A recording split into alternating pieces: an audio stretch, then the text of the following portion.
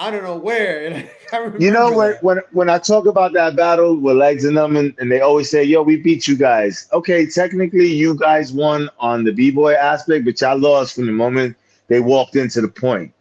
We had the whole point on lock. I was there watching, On and I could lock. tell you. We had every borough holding us down. You guys was holding us down. Queens niggas was holding. I had people from my block outside chilling Yo, I've just in never case the seen so sun many go. heads. I never seen one. I remember break school when y'all walked in, and Yep, then I saw everyone because I come in. forgot what happened. Something happened that Crazy Leg grabbed the mic and he felt like So y'all what were made being disrespectful, blah blah blah, and then right? I So what forgot made what it that was, but it was all happen? set up, bro. It was like a It setup was or something. it was a setup. So 3 months prior, he threw a break beats, and Chino made it to the final against Smirk. So at the last moment, he switched up the.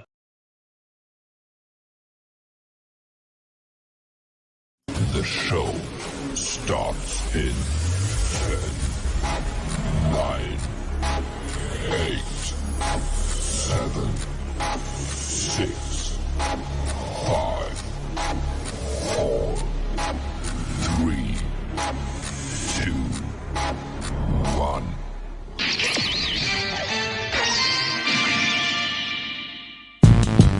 Yeah. Yeah. Yeah. All right, ladies and gentlemen, once again, we're here with Flash Talks, history worth listening to. Tonight, we have one of my brothers that I know for so long. We've been in the battle zone. We battled, we freaking toured, we've done a bunch of stuff. Dude, let me start by saying, y'all know him as Too Sweet, aka Mr. The Giza, aka Marcus. For the rest of y'all, born and raised in the Lower East Side. To be specific, Alfred E. Smith Projects. That's right, to be direct. Born to do things he does, b-boying. He's a barber extraordinaire. Started dancing in the 1990s, known for rocking with Breaks Crew. Had his own crew first called Too Sweet. On feet, he knew he wanted to break and wanted to take it all the way from traveling to Miami Beach for pro-ams to Japan to freestyle session. Knowing in his later years, he was fully supportive of the new generations and competitions. Too Sweet does it for the love of hip hop and to see kids accomplish the same thing he did.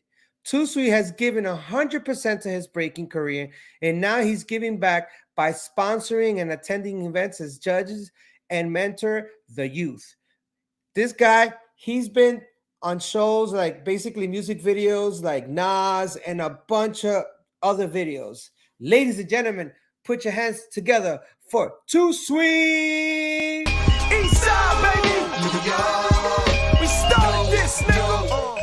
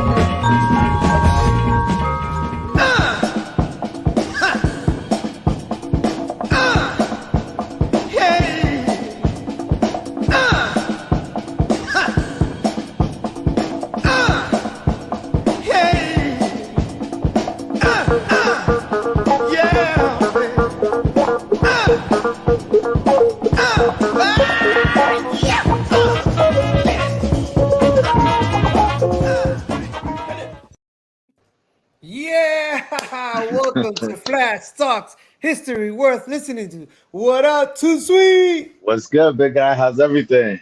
Good, good. How you like that intro? That was nice. I like that.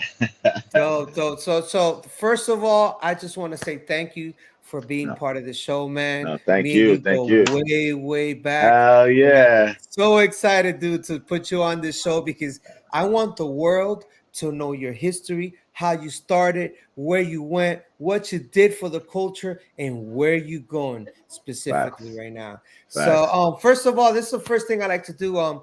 What do you think of the show? What do you see around?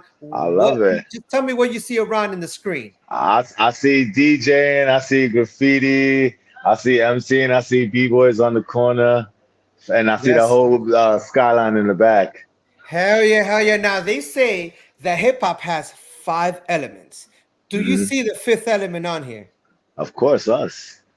That's what I'm talking about. Of course, you're gonna know that. That's your history, my history, your knowledge, my That's a, knowledge, just everything. That's the 5th element, which a that's a lot of people fact. don't really talk about it. You know what Yeah, I'm yeah, saying? yeah. hmm Yeah, but thank you for joining No, the thanks for show, man. having me, And man. how's your day? Everything good with you, brother? Everything's good, man. I've been watching this show since day one. You know, I love what you're doing here. This is amazing. Stuff like this needs to go down. You know.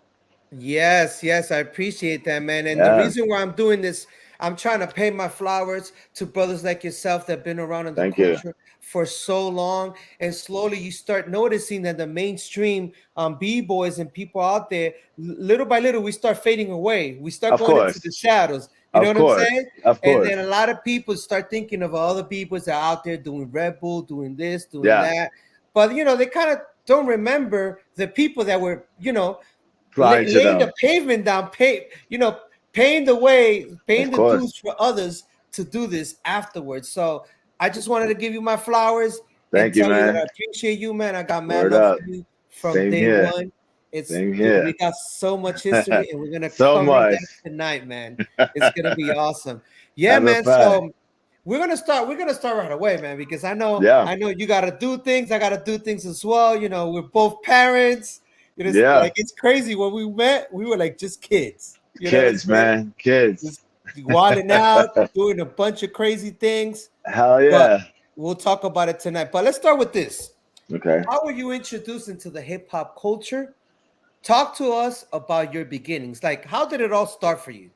Well, technically, my sister, her boyfriend was a DJ for the Zulu. He was Zulu back in the day. His name was DJ Splice. And when I was a kid, she used to take me to all the block parties in the amphitheater in the Lower East Side and in the projects. So I used to see people dance freestyle. I've seen a little bit of breaking, even though at that moment I didn't really know what breaking was. I just used to see because everybody was Zulu, right? Everybody was trying to back in the early '80s, and there was a lot of crews in the Lower East Side that at that time I didn't know. I'm a kid. I'm just like, oh, I'm outside, Like, right? But how old you could think of? I'm gonna say like 6, 7 years old. Six, Like I'm seven. So outside. this is like late 80s or early This is 90s. like What? this is like 85, 86. Think about it. Okay, okay. Yeah, yeah. Yeah, so talk to me more. Like, you're a little kid, hmm you're going to different little events that they take you, or parties, or is it Right. house I was going to. parties? Like, They were block parties. So oh, basically, block parties. block parties. So he will all through the Lower East Side. Each project will have their own type of parties in the block, like in the park, like in the basketball Okay. court or whatever, whether it was in front of the building or in the back of the gym.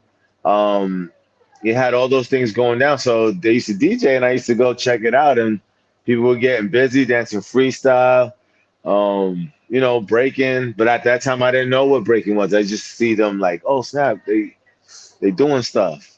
So now To you me, watching this. What do you see in the ground? Like, do you see a leg sweep, a helicopter? Like, what are you watching? Like, if you I could would see more if you could pop. go I back. would see more popping, and then I would see some guys flip.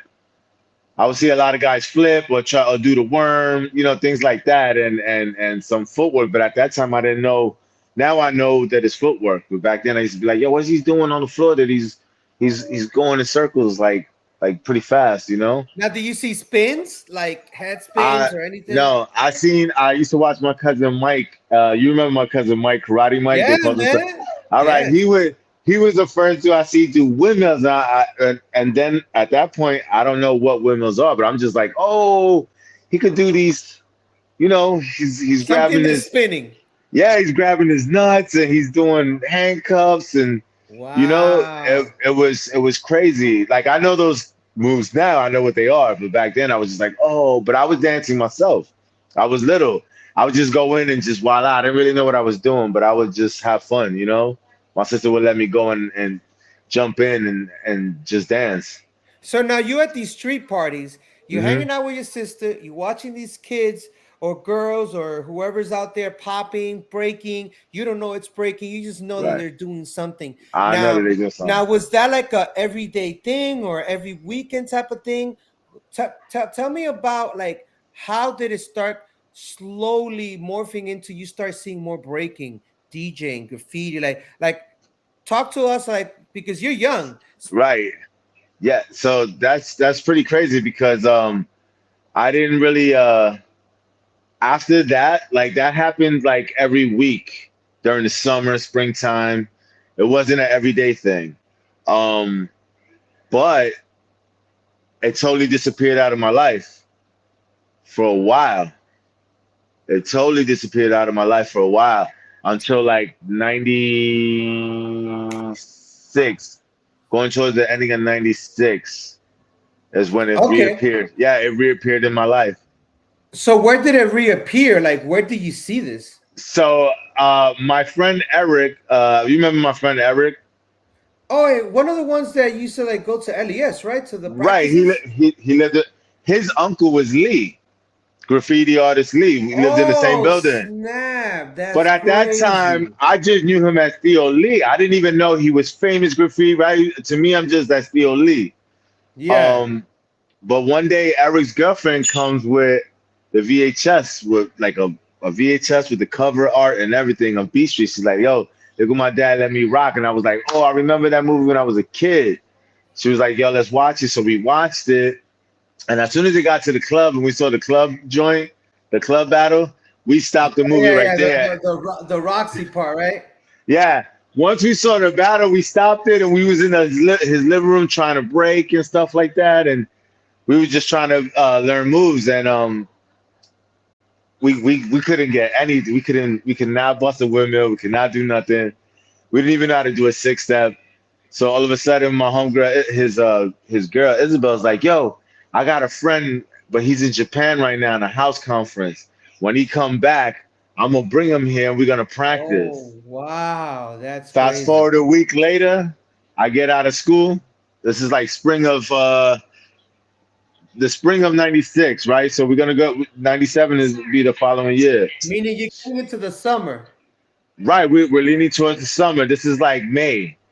So Okay. I get to the front of the building and behold, it's Tone Bones and Jzar Remote. Those were her What? those were her friends. Wow. So this is actually Tony Bones is the first person you actually met that was connected to the culture. Yeah, man. That's So wait, when I you just ran into them or they no, introduced you? They're like, yo, that this is that. that was her friend. That's who she was talking about who was in Japan in a house conference. And when he came back, she was gonna bring him to the block.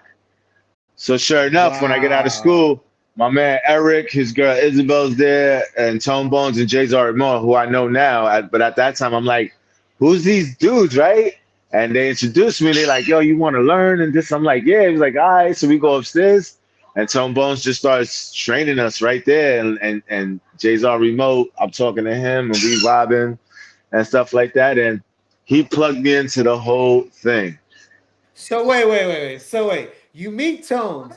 Immediately you meet Tony Bones. He literally says, yo, I'm a teacher right now. Yeah. And y'all go upstairs immediately and just We go like right upstairs, and it's now what crazy, were right? you doing besides breaking? Like were you into like ball or were you like what were you doing besides I was a rollerblader and a martial artist. and that's a, so you doing martial arts and you do inline skating and you Right. weren't even thinking of breaking or Not at anything all. culture. Not at all. Because Wow. rollerblading and karate was taking up most of my time. Like that's what I was more interested in. And I was like, right. I started blading 91, 92. Karate I've been doing since I was like 8, maybe 8, 9. Okay, okay. So I was already still in it heavy. And So now tell me when you went upstairs to Tony Bone, I went with Tony Bones, and what was the first thing he started doing? And tell me what happened to you that day that made you just do a paradigm shift in life that you were like, yo, that's it, okay, I'm doing this. Like, talk to me. when he showed me Top Rock, right? Because of course you want to learn windmills and stuff. He's like, yo, don't worry about the power moves. I know everybody wants to learn that. It'll come in time. Let's just focus on style. So I was like, what's that? He was like, yo, that's the most important thing you could think of. So I was like, all right, bet. And that's it. We just focused on that from that point on. And he did like he did this dead man thing. I don't know if you remember, like him and Yeah, I Psycho. remember. He When I actually saw told it- me that too. Yo, bro, when I saw that, I couldn't believe it. I was like, yo, what's Like, that this guy shit? Is floating? He floating? yes, I was like, yo, that's it. I want to learn. And from there on, Tom Bones plugged me into all the right spots. Now, did he do his amazing hang glides? Yes, of course. He did it. And he did everything in that one session in the house.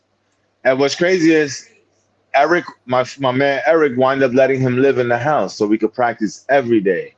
Wow. So wait, right after that day, the He next wound day up you living started there practicing again? every day. And then it was crazy because I went to go see my cousin Karate Mike, and I was like, yo, look, we're learning and stuff. And he was like, yo, I could teach you windmills. And he started doing windmills to a fast backspin up to his head. And we were like, oh, you can still do it. He was like, yeah, hell yeah. So that Thursday, Tone Bones was like, yo, I got a surprise for y'all. I'm gonna take you to a special spot in Soho. And sure enough, man, I first time I ever stepped foot in Ferretta's, and I saw all those studios. First of all, I saw capoeira dances. I saw capoeira dances in one studio, house in another, and then when you got to the back, it was Quick and Rock's spot, which was crazy ill because I know exactly the spot right. you're talking about, bro. So when I saw that, I seen Violet and Rockefeller teaching Girls to the Left. Were the and then- Japanese there? Yeah, of course. That was the first time that was the first time I seen Japanese people. Like I was like, you know, like breaking. You're like, what? yeah, or just in general because I lived in Chinatown, so I'm used to seeing Chinese people. Yeah. Like I live by the Yeah. Chinese, but I seen Japanese people dressed up in fly Hip-hop clothes, gear. hip hop gear, and I was like, oh, Baggy this as is. hell. I'm like, this is crazy. This is something underground shit happening here. Like I used to see Quick Step and Gumby and Ice in the corner. The first time I ever went is when Bag of Tricks was there.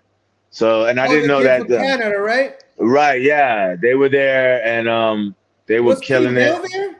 K-Mel was already there because he was full circle at that time. Yeah. I was right. already full circle with them. I met you there. I met you at Ferretta's. I met you. I met you. Strings, Electric Smurf, Kid Quick, and I forgot the other guy's name. He had the glasses. He popped as well.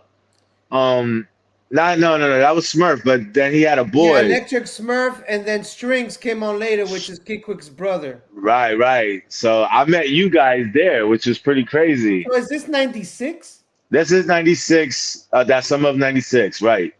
Oh my God. I remember, you know what's crazy? I have footage of that practice, dude. I Yeah, have like man. 3 hours of that footage because I remember I used to take my dad's camera. And as you can know, I've always been known for always having the camera. That's a fact. Like, some people always call me the historian. They were like, yo, Yeah. this guy has that footage. And Yeah, to this man. day, I'm still digitizing footage. And Yeah, I've been man. finding so much footage, which tonight I'm going to share some of the footage.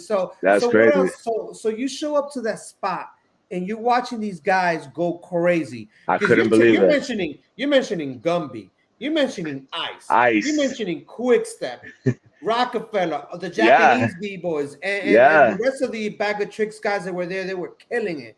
So and I seen real flow. So I'm bugging, right? Because as soon as I walk in, I see Quick Step doing headspins. I'm like, this is the guy from the KRS-One video. I'm like, I can't. I'm like, yo, I can't believe it. And then Tone Bones knew everybody. So I was like, fuck, this dude knows everybody. I'm like, this is crazy. He knows everybody. So he got to know what he's talking about. I see Gumby going. Now I know they were tombstones, but then I was like, yo, look at the type of wind, like the spinning he's doing with his legs piped, and then Ice doing floats so fast and hopping. I was like, what's going on here? And then I seen Rockefeller.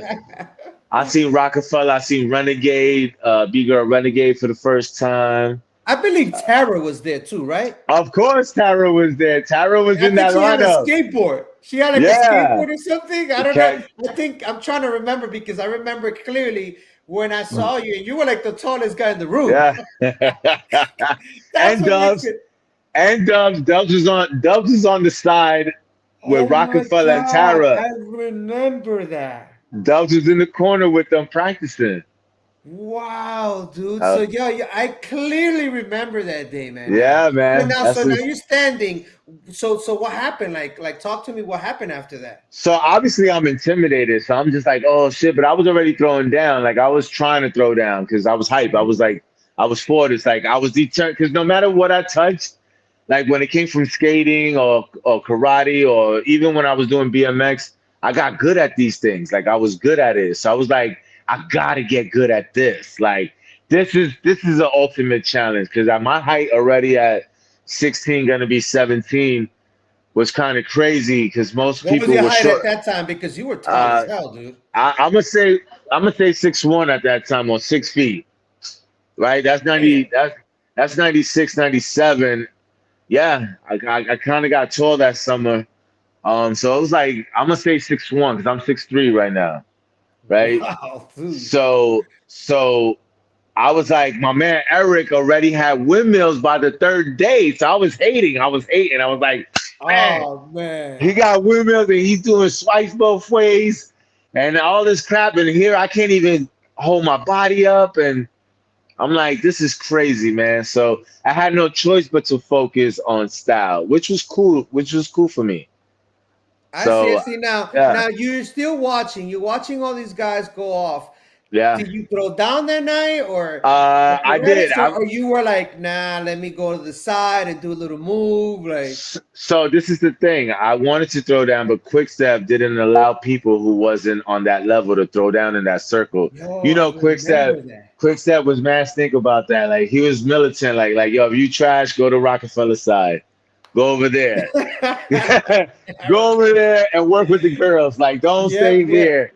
Don't ruin our practice. You know what I'm saying? Yeah, because that was level. Right. I remember him. I already had power moves and a bunch of flips, and he wanted me to throw down, but I was so intimidated because I see Gumby and all of that, and I'm on the side, like looking, and Quick will be like, "Yo," pointing like, "Yo, go," because I see Kamel throwing down, flipping, and I'm like.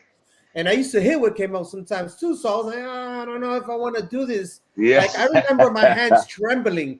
My hands were trembling on the side because I see Gumby flying, a Japanese on the other side, and then I think Quick even got upset with me because I didn't throw down. He said, "Man, you're good enough," and I'm like, not that good. Like these guys, are like, and I was just mesmerized by all these guys that I never met in my life. You know, I probably had the moves, but you don't want to throw down in front of those guys. Like, yeah, it was crazy, man. It was. Yeah, go ahead. No, I was like, that was crazy back then. That was like eye opening to me. I was like, I gotta get this. Once I saw that, I was like, I need to be a part of this. So once you left practice, what happened?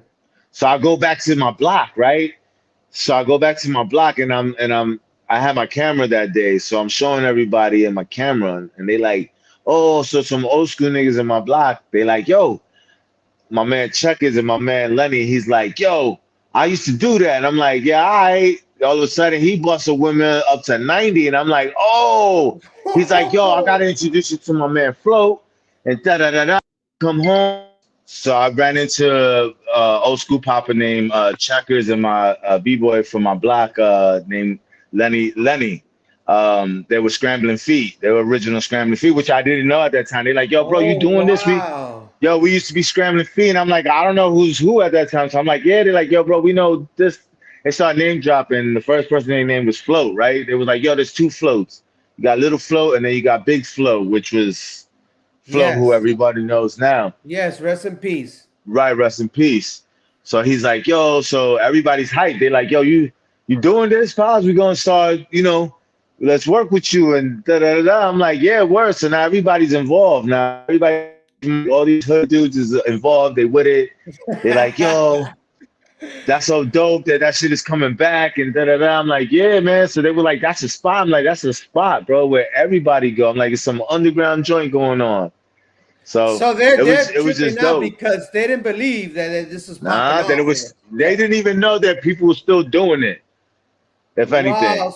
So who were your mentors and teachers that you could consider besides Tony Bones? You mentioned him, but who are the Right. dudes that once you started meeting them, like, would you consider the dudes from your block your mentors or your Uh, teachers?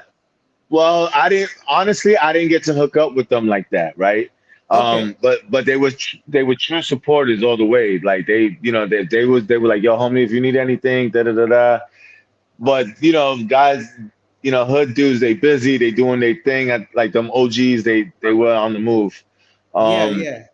but I had people like Burns. I had Burn One on my corner.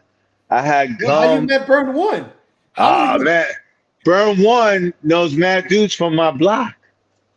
Oh wow! So they He introduced you he to Burn knew. One Well, I met Burn One at a jam. I met him at King Up Rocks, and when I told him on where the I was Dollar from, Den he started or the name one drop. before? Nah, I just went to practice because my girl, so my girl, Raquel, my wife, she went to school with whacking them. So she used to be like, yo, there's these dudes in my school that practiced in the lunchroom and stuff like that and graphic Wow. arts. She was like at Yes, lunchtime graphic arts. she's like at lunchtime they be letting people in and they just be breaking in the lunchroom. I'm like, words, I yeah. was one of them that I Yeah. went. So that That's I met them and I wind up going to Bushwick with Eric and Melissa. Remember my friend Melissa, the girl Melissa? yes, but we gotta go a little bit back because Right. we gotta mention graphic arts. Is it Graphic graphic arts. arts or graphic design? No, What it was was it? graphic arts. Graphic arts. Graphic arts because there was art and design, right? There was another school That called. art and design is where Chino and Dubs went on 59th and First. Yes, yes. So now and graphic art. Wait, graphic design. I always get it confused. But Graphic arts. graphics, yeah, graphic arts. A lot of people don't know that they will invite you, but they don't invite you to hang out. They invite you to battle The you. battle. Yeah, That was the because thing. they invited you, like whoever invited you, when you showed up, they battled you right away. So Wack wound up telling my girl, like, yo, bring your man to my practice, right? Oh, it's a Because setup, bro. so I'll go. I'm thinking like he's inviting us to practice to show us something. So I go with Eric, Melissa, my boy Fresh from the movie Fresh. You ever seen the movie Yes, Fresh? yes, yes, That, yes. that my man's in that movie. He live in my That's building. dope. And my Bgirls. And we wind up. That was my crew at the time. My cousin gave us the name, the crew Mhm. under Scrambling Feet, which was Too Sweet on Feet. Yes, And yes. yeah, so you had Scrambling Feet, and then you had the younger guys, right? Like the 12-year-olds, the 11-year-olds. Mhm. Those were Too Sweet on Feet, and the Scrambling Feet were the older dudes. Wow, so that's how the name came about, the crew name. Right. They gave us Too Sweet on Feet. They were like, yo, y'all can run with it. Y'all can take Too Sweet on Feet. Whatever. I was like, oh, bet. That's so So official. we wind up, going up to it was Ralph's spot, but I met Chino that day. For some reason, me and him clicked. Like I was like, oh, this dude is mad cool or whatever, and we was just chilling hard. But Now that when we time got he in was there, smiley face, right? I called him he was smiley face. he was smiley face. He was a popper. And he only had some footwork and baby freeze, and then he would do a LA whip into really fast windmill. Yep, to the backs of the Yeah. women. What was it? It was the leg sweep right into windmills. Yeah, I remember that. I remember The him LA doing whip. that. Yeah. That's But so they wound dope. up battling us. So y'all battled each other. Yeah, and we sucked. So they smoked us. Obviously, Was you know what I Alberto mean? there too? Papa Berta was there, my guy. I love Papa Oh, Berta. That was man. my guy. So I met That's all dope, of them man. that day. What about Victor? Remember Victor? Of course, Vic. I met He Vic. was dope I, too, Victor. Vic.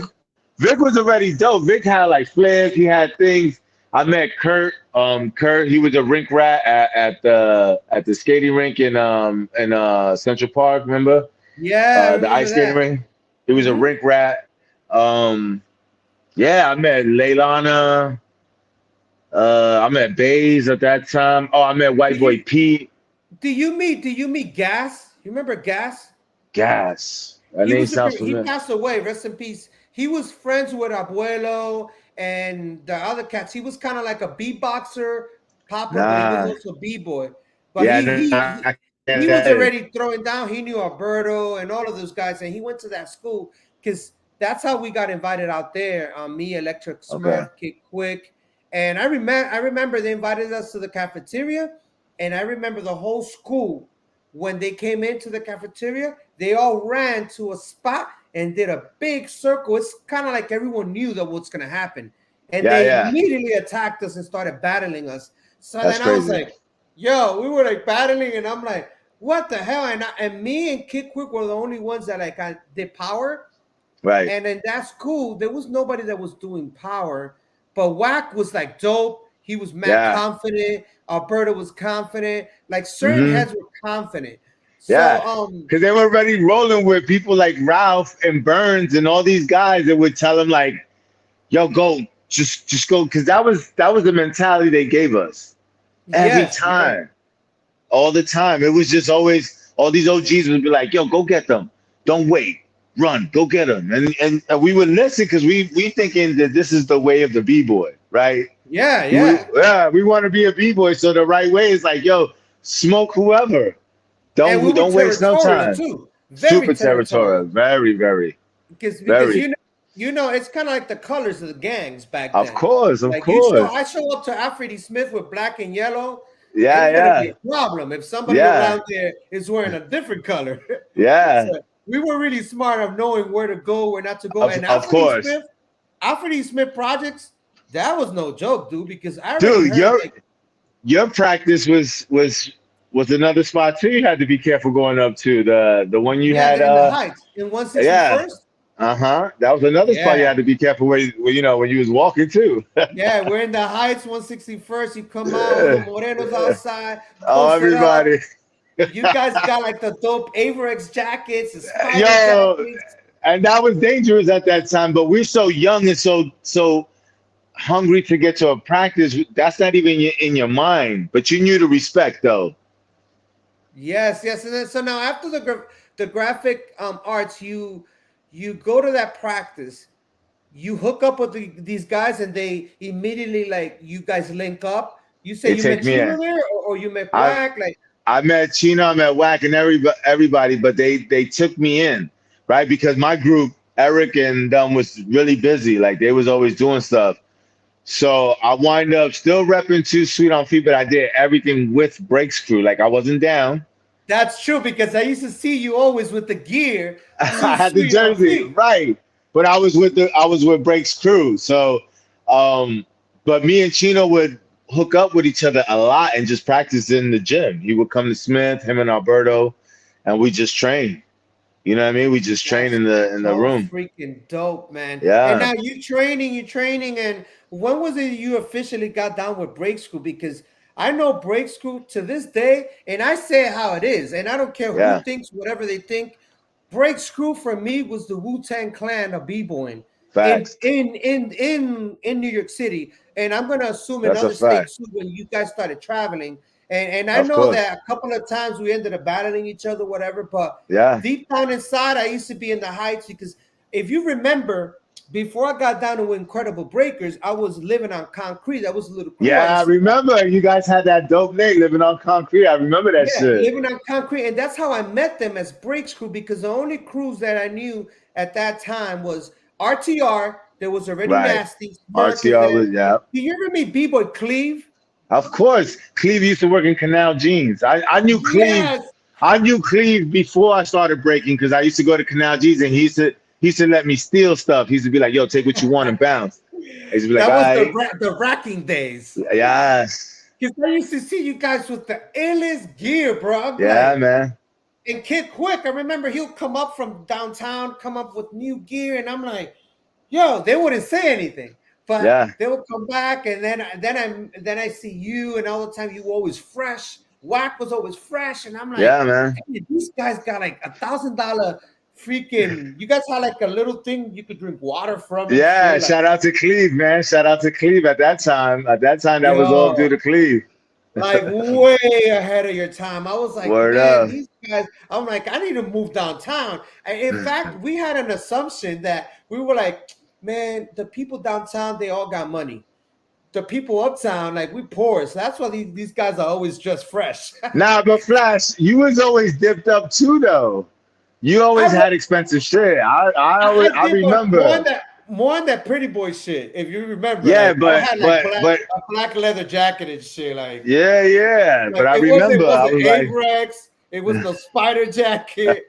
I thought, and plus in the Heights, I couldn't wear colors, man. Like, yeah. I kept the black, The not even solid colors.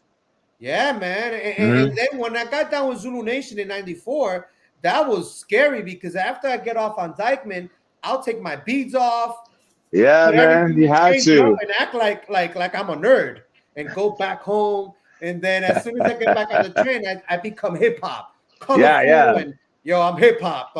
I was like, dude, I have feeling. You remember '96 was the rise of the Latin Kings, and then of course, the Bloods and the Crips came in, and LES, shit, that place down there, bro. Was I remember going when you invited me to the practice.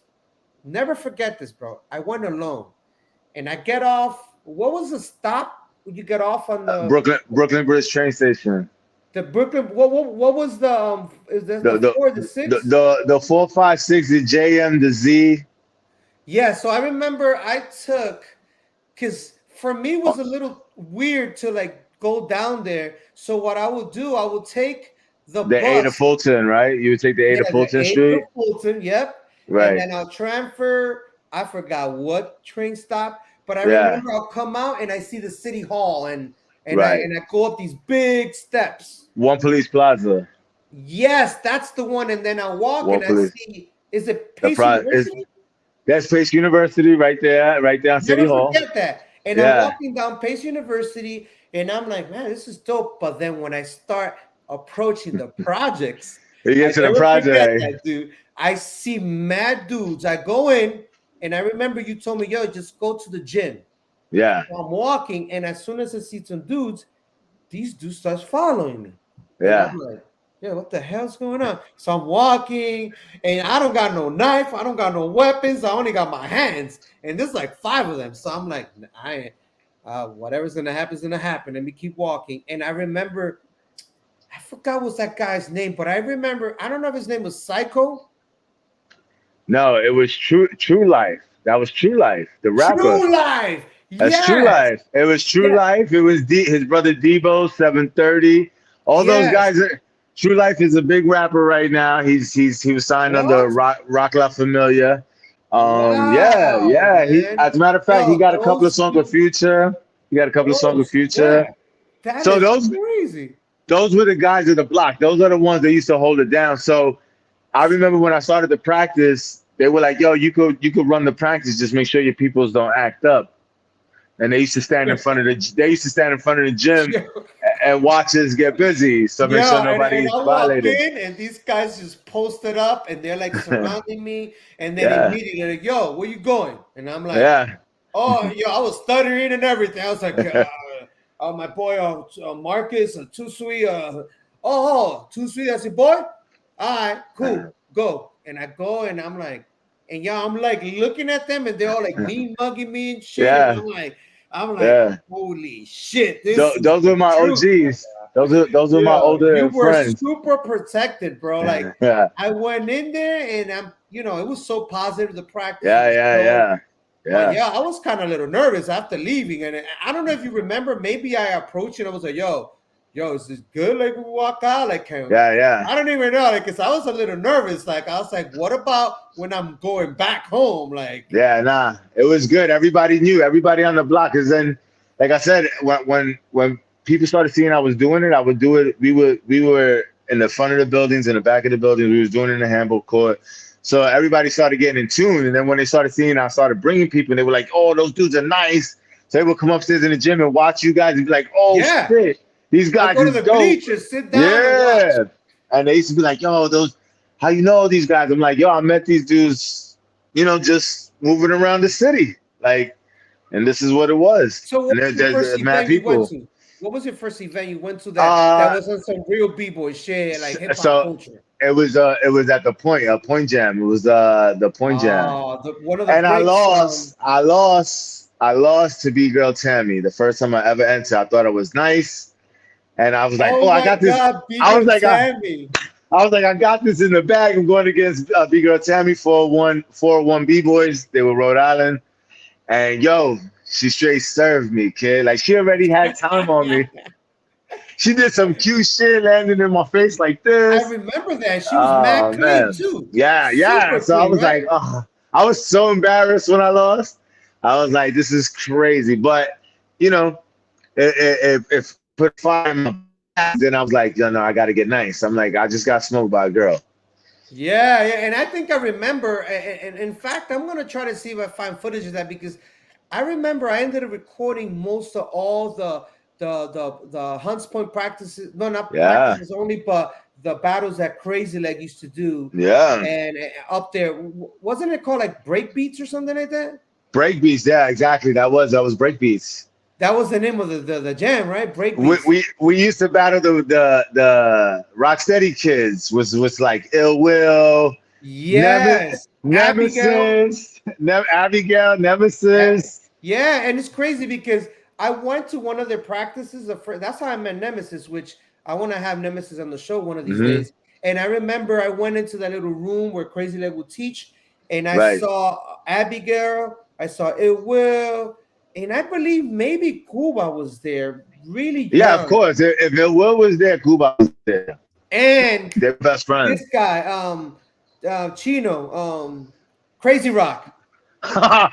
Yo, do you remember the first time I went to the skate key and I took Raquel and you was listening? Because Crazy Rock comes up to me, he's like, yo, my name is Ken Swift. And I was like, oh yeah, accident. He was like, I was in the movie Wild Style, but you couldn't see me. You turned around, you told me, my girl said, that nigga's lying. His name is Crazy Rock. You said his name is Bowlegged Chino, and I was like, and everybody's like, yo, why you lying? Kay was like, yo, I was. You just couldn't see me. I was in Wild Style. You just couldn't see me. When I met him that night, I never forget. It wasn't that night, but the night at the Hunts Point at Breakbeat. Well, one of the practices. He pulls me to the side and he's like, yo, man, you're pretty good, dude. You know, I'm like one of the original B-boys. And he kind of looked. The fact that he kind of looked a little weird and shit, I was like, well, maybe this dude's for real. So he goes, yeah, man. And I go, what's your B-boy name? He goes, Little Lep. And I go, Little Lep? And then it's funny because you don't know that I already have family and people that I knew from New York City Breakers because, you already met him. I knew Little Lep. I knew Chino. I knew all these dudes, and this guy's is Little Lep. And I said, oh, where are you, Little Lep? And immediately, It Will's on the side, and he goes to the side. Yo, don't be listening to that dude. He's not Little Lep. And then that's when I saw you at the key, and he said the same thing to you, bro. Yeah, I died laughing. You caught him in that lie so quick. You turned around so fast. You was like, yo, he's lying. That's Bowlegged Chino. I was like, I was dying laughing. I was like, because I didn't even know who Ken Swift was at that moment. I didn't know who Ken Swift was. I didn't know. I knew about Rocksteady. I didn't know who was who. As far as big names, you know what I'm saying? So you started knowing like Full Circle. I knew Full Circle. I knew Quick and Rock. Bam Bam is from the LES. I met Bam Bam through my man Checkers, who lived in my buildings, who was also a popper, and he introduced me to Glide's dad and Spider. Spider and Glide, Spider, Glide, yeah. And at this point, I don't have a name. I don't have a B-boy name. As a matter of fact, the first Hunts Point jam I entered where I lost to Tammy, you gave me my name. Yeah, I remember that. Crazy Legs was like, yo, you answering? I said, yeah. He's like, what's your name? I'm like, Marcus. He was like, nah, what's your B-boy name? And you would say, Yeah. you said Marcial de Duce. You were like, Too Sweet. I was like, Yeah. oh shit. I was like, I'm gonna go with that. I was like, all Yeah, right. yeah, That because was, I was like, yo, man, I see your shirt says Too Sweet on yeah, your feet. But yo, yeah. why don't you call yourself Too Sweet? I And then you were remember. like, Yeah. and I remember Lex was like, Too Sweet. So, and that was it. That And was I it was from yo, there. that So shit's nuts. you gave me, you gave me the name. You're the reason why to this day my name is Too Sweet. Damn, bro, That's that's a so fact. dope. At It's first so you dope. said Marcial de Duce. So I was like, oh, and then you said in English you was like Too Sweet. I was like, word. I was like, Yeah, and that's I fire. remember you were kind of, you looked at it and you were like, I don't know, that should sound a little gay. Yeah. Like, but you gave me that look, look like, but eventually as time went, it went with me because I was, yeah. so it went with the style of me. Yeah, So yeah, yeah. You yeah, had that yeah. sweet style, the smooth. Yeah, Being that you were exactly. so tall and you were Mm-hmm. moving so lightly, bro, Yeah, yeah. that shit So was so impressive to me because, yeah, mostly of the top B-boys in the world, they're short dudes. yeah, yeah. See, I'm At that 5'9", time. and I felt that I was tall. But then when I met you, Yeah. and then I met what was that other guy that I think you ended up battling him in the point two? I think his name is Hector something Legs. Oh, Um, Spidey leg, from he Rhode was a Island. tall black guy. Yeah, Yeah, yeah. from Rhode Island. Uh, Daddy Long Legs. Daddy Long Legs. Daddy Yeah. Long Legs. I I saw remember. him. I saw the other kid that he was a military kid that Full Circle was teaching. You know his PJ. kid. Well, PJ. besides PJ, Remember Thomas. PJ? Of course, PJ and Yeah. Yaya, both of them Yeah, together. They were yeah. the same Oh, you competition. talking about Thomas from Hungary? Tomas. No. Thomas. Well, Tomas was someone, no, but Thomas, he's a Dominican dark-skinned kid. He does graffiti. He does art. You know who he is, dude. I I think forgot his so. dealer name, but he was another tall dude. But you were always the tallest. I Right, remember right, every time I'd be right. like, "Damn, you batted!" And you made when you were in Break Crew, you made the crew even more intimidating because Yeah. you guys already had that rugged style. Yeah, So, yeah. and then you show up mad tall, and it's like, what the hell? In fact, I want to show you some stuff from like '97. And Right. I know you've probably seen it, but this is something you could talk to me more about it. Oh That's wow, really that's on the side of my building. This is me, Eric, and Miss Twist and Tone Bones. Wow, look at that. I got on a pair of fresh 13s there. and you keeping them just mad clean. Look at that. Yep. Damn, brother. Wow, this is not that year. This is 97 right This here. is '97. This is a year later. 97. Yeah, this is a year later. After I got a Look year at already. you. Yeah. A year already, and you got that first Yeah. Wow. And that's Eric. That's Lee Wow. Quinones. That's Lee Quinones' nephew. Yep. Yo, Eric was so dope too, bro. Yeah, man. I always used to hate on my man because he was getting things, and I was like, so that's what pushed me to get nice because he was my partner, and this is my man Duran. He's a drill rapper now. Wow. It's crazy. Look Look at that, wow. right? Yeah, it's so crazy. Look at that. Wow. Boom, boom. I think I do some. You got Miss You're Twist. like, Oh, that's my cousin Jason. Remember my cousin Jason, aka Bellevue? oh, what's up with Jason, man? Yeah, he's a barber. That's how I he's got. a barber too? Yeah, that's who got me into cutting hair. That's Yeah, crazy. look at that. This is 97 right here on the In Smith projects in the park. On the side, right? Right on the side by the corner store. Yep. Wow, that's crazy. Look at Miss Look at Twist walking pass by. Yeah. That's crazy. There goes Eric. That's crazy. You got this footage, kid. This is nuts. Yeah, look at him with Flair Windmill. Yo, look at Eric, bro. Eric had things both ways too. He could go windmills both ways. That was and I crazy. remember telling him because Oh, look at that. Wow. I have flow Yo, look at you, bro. Yo, yo, you already killing it a year later? Yo, bro, Yes. we was training like really hard. We was trying to catch up because I seen dudes like you flipping, doing ball up windmills.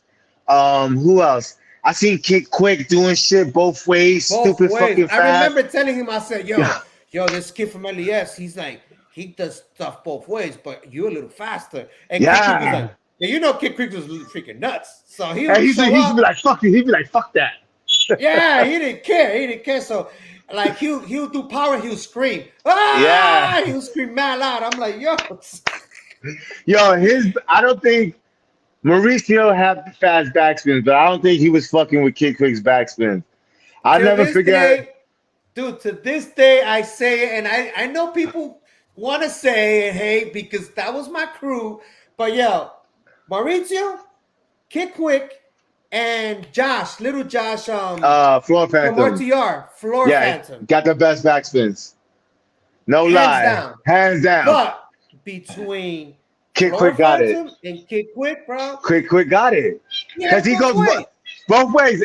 One time you came to LPAC with you made a vest out of a beach chair. Yes. Remember that? You was Inspired able by Josh. Incredible Josh taught me that, and I brought that afterwards. Yeah. But go ahead. And you sprayed it with silicone and Kid Quick put it on. Yo, that nigga was out so hard that when he got up, his eyes was even more Yeah, cross-eyed. cross-eyed. Yo, bro. I was like, and he was gone, bro. That he stood in that pocket for such a long time in that shit. I don't know how he didn't throw up. Yeah, then he got up and then he just ran to the side, threw himself on the floor, and he's like, I remember that. He was sporadic. Yeah, yeah. You know, it's dudes like him and my man Eric that those dudes get nice, but I don't want to say they don't care. They don't care, but they feel like whatever, I accomplished this, I'm moving on to the next. I always used to hate guys like that because I'm like, yo, you don't know what you got. And they wouldn't take it serious. Yeah, you got this raw talent I don't want to say it's coming easy, but it was easier to them than most. When other people were working so hard, but they would just disappear, bro. Yo, it's trippy. It was crazy. So It was crazy. Now at this time, you're meeting everyone in the culture. You go to the point. So when you went to the point and you immediately did someone sign you up to the battle, or you were like, I'm a battle? I wanted to battle. I wanted to enter because I was already I thought I was cocky already because I was learning from I was like everybody knew who Tone Bones was, and I was rolling with Stephane's Heavy at that time. Like I was chilling with everybody knew me to chill with these people. Your psyche, your confidence was up here. It was way up here. So I was like, and I'm rolling with Breaks Crew. So I signed myself up and I was pretty excited. I jumped in. So now when you battled Tammy and she took you out, what was the feelings that went through your body? Like, oh my God, it was the worst feeling because I was like, how the fuck she beat me? This is bullshit. Like I'm already like, you know me. And you're like, that's a girl. Like, yo, bro, I'm like, nah, this is bullshit and all this, and it's a girl. But it kind of humbled me. It made me go back and be like, I got a little bit more to work on. So before I enter another competition, I'm gonna continue to battle in these circles and throw down in ciphers until I get a certain point. And who you met that night that were like, they started connecting you more to different, because this is the 5 boroughs, and you started meeting people from all over. Yeah. Plus, it was such an underground culture that you have dudes in Brooklyn doing it. They never stop. Dudes in the BX, in the Heights, LES, dudes in the underground scene. And now you go to the point, you see all these dudes from different places, dudes from Rhode Island, Connecticut, Boston. And you're like, I think was that the one that Easy Rock came down? Easy Rock and Asia One was there. She wound up entering as well. Yes, I remember, and I believe also Miss Twist battled. If I'm not mistaken, Miss Twist battled Asia One there. Yes. I remember. So now after that, you were like, yo, you're hooked already. I'm hooked. So I wind up linking with Burn One that day because he was talking to me, and like I said, he was name dropping. And I was like, oh shit, how you know all these? Yeah, that's my block. He says, yo, bro, you don't know where you come from. You have some of the illest dudes, so you gotta get with me because you gotta be that dude too. So like he was amping me up. You know what I'm Yeah. saying? And so I met a lot of people through Lee Quinones as well. So that's what kind of Oh built my yeah. name. That kind of put my name up there in the B-boy shit without even being nice because everybody was like, oh shit, like this dude knows Lee Quinones and stuff like that. So I was meeting a lot of dope people. Like I met Speedy, I met London at that time. I Yeah, met that Get was 'Em your Gone. golden ticket. Just name Yeah, dropping somebody, that was your yeah. golden ticket to go anywhere. So they like, yo, you a B-boy from the Lower East Side. There haven't been one for so long. So now here's this big pressure on my back, like, yo, I gotta get right because they naming all these dudes that were dope, like Scrambling Feet, which I had no idea that was from the Lower East Side.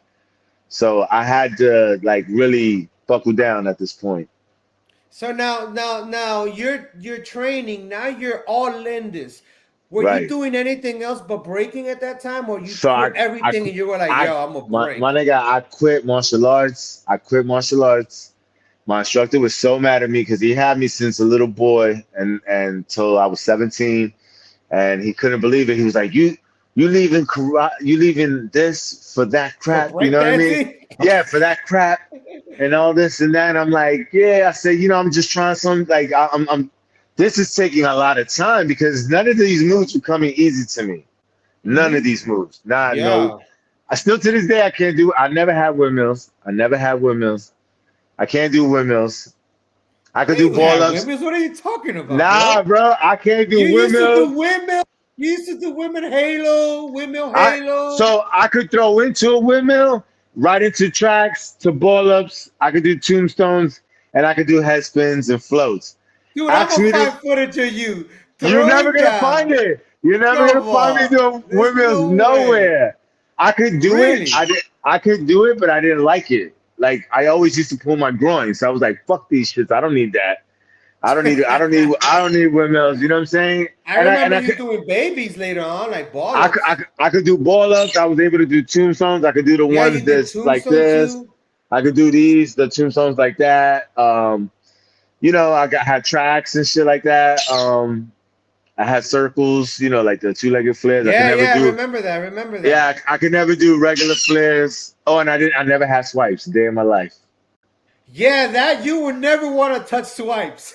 I just couldn't do it. I just couldn't Yeah, do it. you I were was like, like, yo, yo, you don't get that shit. Like, I I never remember, got it I think it was Cyclone one time. He came to practice and he had them dope swipe, windmill swipe, both ways, right? which Cyclone taught me swipes because I like the old school swipes, but then Yeah, the traveling I joints. the traveling, but then I was like, yo, I can't combo these because you got the old school swipes that you go like this, Uh-huh. and then you got the power swipes that you skip. How Yeah, Ivan does it in the Urban Action Figure, Omen, right. B-Boy Omen does them, Yeah. Cyclone. So I was like, yo, Cyclone, can you teach me those swipes? Because I could tell you could combine them to other Yeah, moves. because Because it's got a swing to it already. yes, yes. So I Right. remember, I think he was trying to teach you. You were like, Nah. I'm not getting that shit. I can't I cannot do it. I left that shit alone. But you started, which till this day, bro, I have so much respect for you. The fact that you will be one of the last dudes at the practice, still training. Dudes Hmm. that were younger than you, dudes who were shorter than you, your ass will still be there, just going at it, trying Yeah. it. Quicks it will show up and you will be drilling, Yeah. drilling. And then another, yeah, you see like Wax shows up later on in the practice. Yeah, train.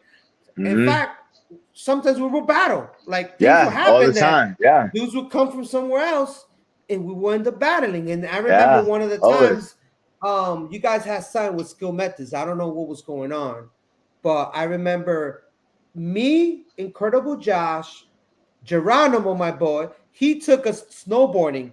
So it was literally during the I winter time remember because I that day. remember, yeah. So I come back and Geronimo's like, yo, let's go to LES to practice. And I was like, Yeah. Yeah, but we just came for snowboarding. He's like, come on, man, let's go. Because you already know, going to practice was like the most amazing thing in the world. Because and we have 4 hours in the gym at that time. Yeah, 4 hours. Not only that, you don't know who you're gonna meet. Yeah. Because out of nowhere, Ken Swift was there. I'm like, LES practice was the biggest practice in New York City at that time. Yeah, we had people were coming from all over, from Connecticut, Philly, Jersey, right?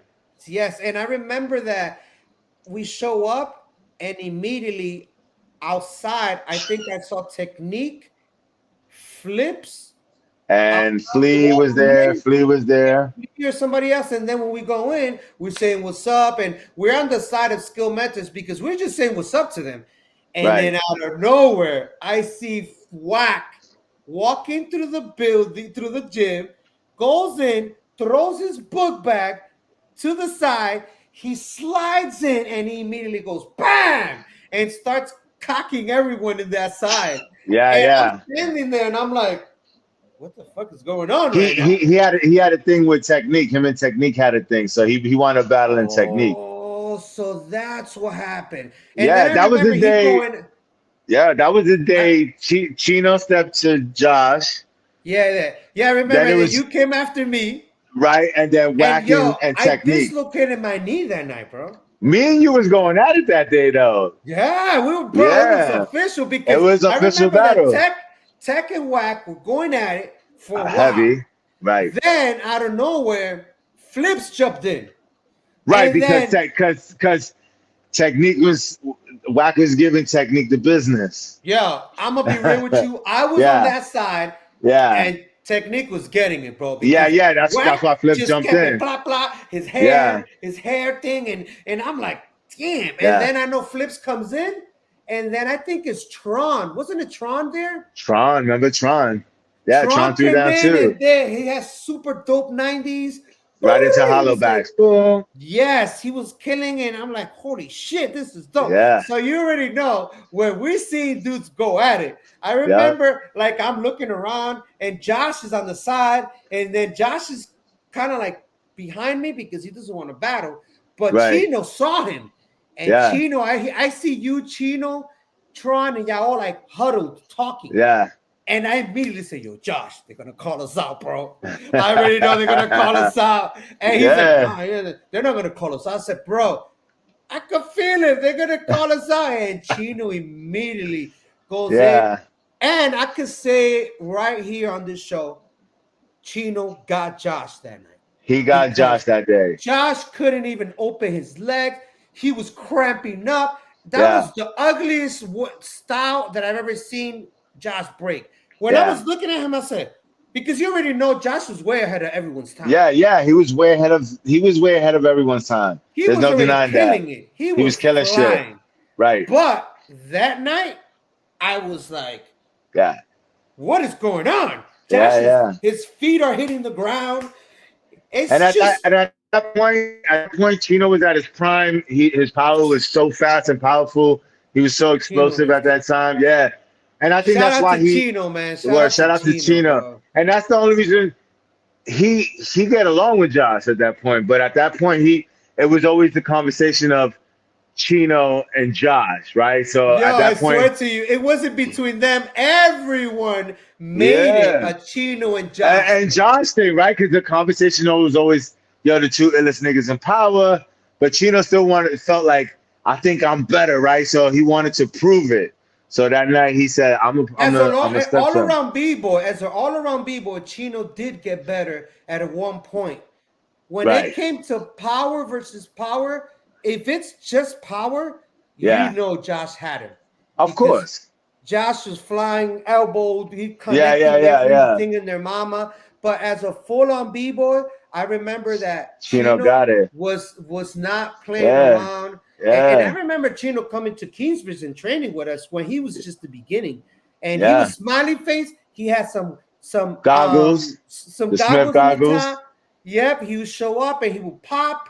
And I named him Smiley Face because he was always smiling. And he would go to Sneaky. But then when he got into his B-boy shit, he was untouchable. He took off. Everyone was scared of Chino. Everywhere he would go. And you guys will always save him for last. That was Yeah, good, yeah. man. Because we would only like when you knew like okay, like oh shit is getting kind of hectic. Now it's time for him to come and explode shit up. And there he would. You know, that's why I miss crew battles, bro. Like, you know what I'm Oh saying? man, I it's miss crew battles. that's like so official. But I want to show you something. Tell me, where does this take you, and talk to me a little bit about what you see here. Ooh. What's Oh, this? look, everybody. I got Adidas pants on. Where was this and where was this at? Is that the shelter? Oh, wow. Let's Look see at what that. it is. Do you kind of remember where this is This at? got to be, this is 98 for sure, because I remember. Yep. Damn, you good. That is wait, is that that's Tara right behind you. That's Tara, Yeah. okay? Where was Yeah, that? man. Was that the shelter? I don't know. That's what I'm trying to ask you, because I can't remember where is that spot. That's I know gotta be my the- footage. That's my Yeah, footage, and that's- I was like, yo, let me get 2 Street real quick, because I saw you. If that's not the shelter, What's this? what the fuck is that place? That shit looks big. Hold on, let me look at that Yeah. floor. Well, besides you, look, I didn't even Oh. have a wide. I'll tell you right now, that's Club Speed. Oh, Club Speed. Wow. Speed. Man, what was going on Wow. that day? What was going on that day? They would Like, always throw events there, like after like Speedy always had the I don't remember Speedy, Ozone, and Ray. They always had like these club things going on. And yeah, look, I got a little bit more of you. Look at this right here. whoa, I think I battled Jigs here. This is against Jigs. Yeah, Is this Jigs Battle of the Borough? This Battle of the Borough. This this right after we had just battled Rocksteady that day. Who were the Rocksteady members? They that weren't day Rock. you guys battled? Them niggas is not Rocksteady. Because if you're not from New York, you're not a Rocksteady member. Oh, Yo, oh, I remember oh. that. I remember us saying that. You're like, yo, Yeah. you ain't Rocksteady, bro. You're from like I don't know where. Like, I remember You know that. when I talk about that battle with Legs and them and they always say, yo, we beat you guys. Okay, technically you guys won on the B-boy aspect, but y'all lost from the moment they walked into the point. We had the whole point on lock. I was there watching, On and I lock. can tell you. We had every borough holding us down. You guys was holding us down. Queens niggas was holding. I had people from my block outside chilling Yo, just in case. I've never the seen so sun many go. heads. I never seen one. I remember break school when y'all walked in, Yep. and then I saw everyone because I Come in. forgot what happened. Something happened that Crazy Leg grabbed the mic and he's, he So y'all what were made- being disrespectful, blah blah blah, and then Right. I So what forgot made it that was, happen? but it was all set up, bro. It was like a setup or something. It was a setup. So 3 months prior, he threw break beats, and Chino made it to the final against Smirk. So at the last moment, he switched up the criteria in the battle. He was like, all right, first round got to be top rock, second round got to be footwork, then third round got to be all around. So at that point, Chino didn't have that type of shit. He did that because Smirk had all those criterias, right? Yeah, he wanted to like break it down for everyone to like. He wanted Smirk to win, nonetheless. So Yeah. Chino got mad and threw a dig at him, Q Unique, and everybody. And Legs had the security try to throw him out and shit like that. Yeah. And he was like, yo, y'all disrespecting, da-da-da. He was like, if y'all want to battle, it's going to go down this day. He made the date that day. Oh, that's what happened, because I remember that's why you guys came back, and when y'all battled, you guys had like, I swear to you, I think it was like 100 people there, bro. Bro, we had the whole point. That was all us. There was no Rod. The only Rocksteady members you saw was on stage with them. That's the only people they had. That whole When I tell you, that whole arena was crazy yeah. shit. If you watch the footage, after I do head spins, the cameraman and everybody screaming, the cameraman's like, who are these guys? Because the crowd, we had the love. We won. We won off the rip. Like, you know what I'm saying? We overtook over. We were New York. Rocksteady wasn't at that point. Now, y'all weren't New York Kings yet, right? Because that was No, that came later. That came later. That came later. Yeah, you guys are already like killing it, battling everyone and their mama. at that Right. time. Now, when you're training and you're battling and you were break school, you already left. You already quit the Too Sweet on Feet. You were like, Right, I was I'm no longer done. repping that. Right, yeah, I was Yeah. no longer repping that because I was already officially in. Like I was doing so much with them and battling with them. All right. I hope you guys are enjoying the show right now, but this is going to really help me a lot if you guys subscribe, share it, post it. This is not only going to help me, but it's going to help the hip hop culture. So, on that note, we're going to carry on. It made no sense at that point. So officially, if you think about it, I got pulled in by battling with them. Yes, yes. And dude, you Right. guys were like everywhere. When I Yeah. tell you, Yeah. I remember, and I'll say it myself because I was in break school, but you guys were family to me because I had Yeah. this guy, the popper, Emmanuel, Swifty. Swifty. He was fam with my side from the Heights, so he ended Yeah. up getting down with Ya. Yeah. Dude, everybody was like a fan because we all kind of grew Yeah. up with each other, We even though all were we coming up at the battled. same time, right? Yeah, and if we weren't in practice at LES, you guys would come up to Kingsbridge and train. Kingsbridge And or I to would your go to spot. Brooklyn or 161st, the LOC Mm-hmm. practice. But then Mm-hmm. once the guys from LOC kind of stopped breaking, I completely devoted myself with Incredible Breakers. Then I Right. started doing shows with New York City Breakers. Right.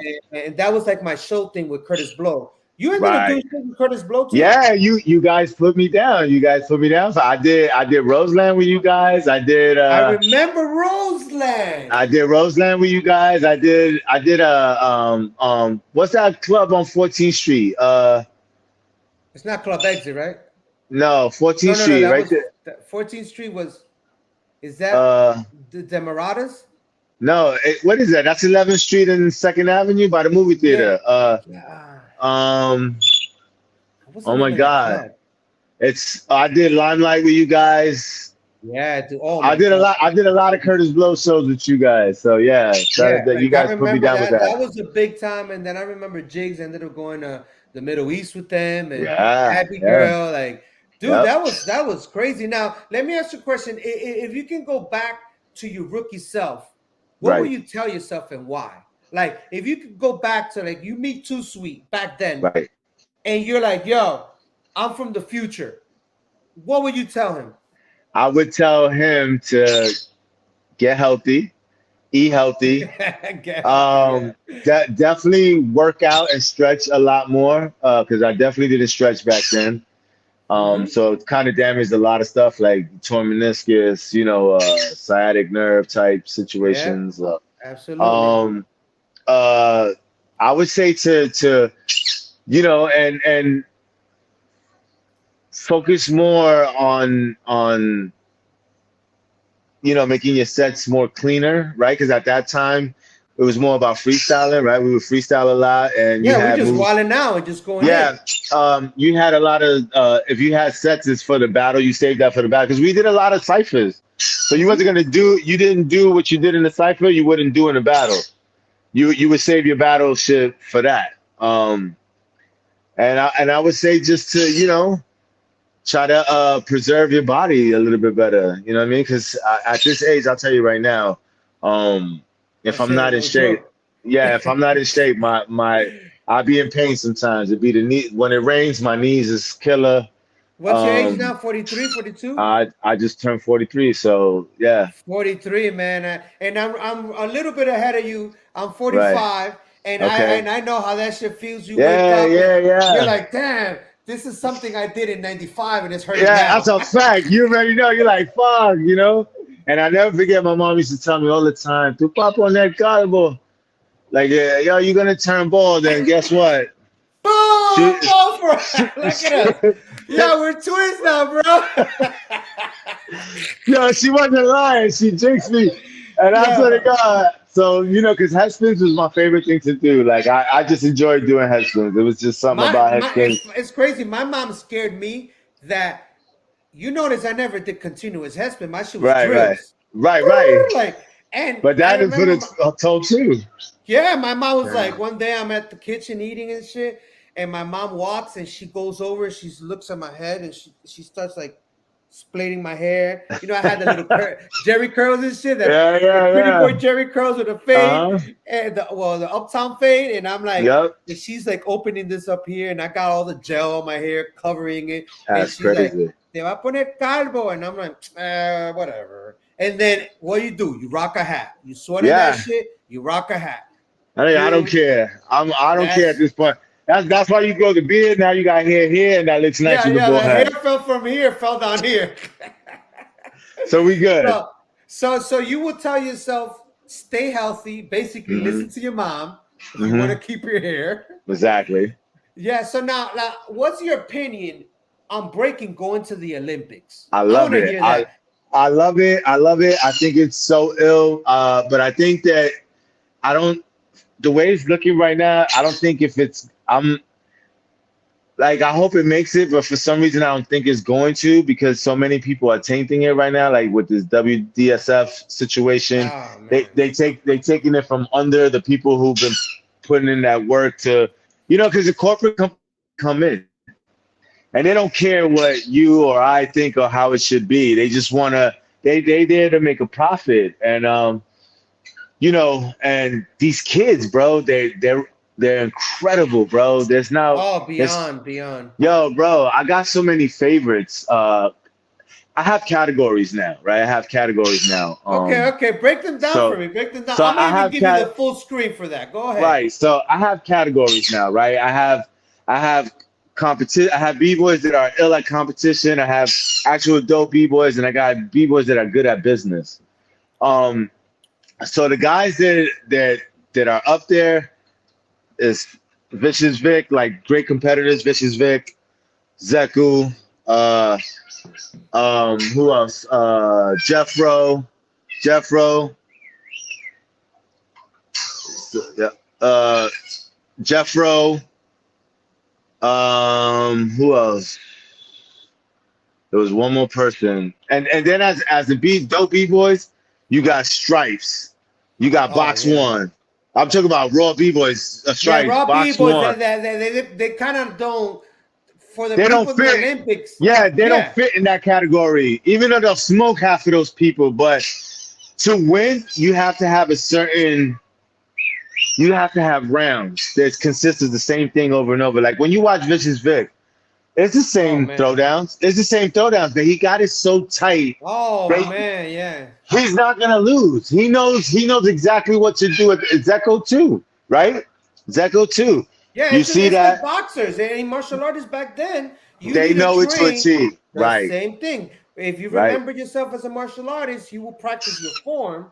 Yeah. You keep doing that shit so many times. If you get into some altercation on the street, that form is gonna happen to you right away. It's the first thing that goes. It's the first thing that comes. Vicious Vic, you're 1,000% right. That's actually one of my favorites. So that's one of my favorites. Vicious is where he's at, but even before he was Vicious Vic, I remember, and I have a lot of footage of him, and I remember telling him, just because of the discipline and the level of discipline he had as a young b-boy, I was already watching. And I remember telling B-Boy Omen, because B-Boy Omen and him will go at it, because he Vicious Vic was coming up. And I would tell B-Boy Omen, I was like, yo, Omen, bro, I'm going to tell you one thing. That kid is going to be a problem in 2 years. Yeah. I remember. Serious problem.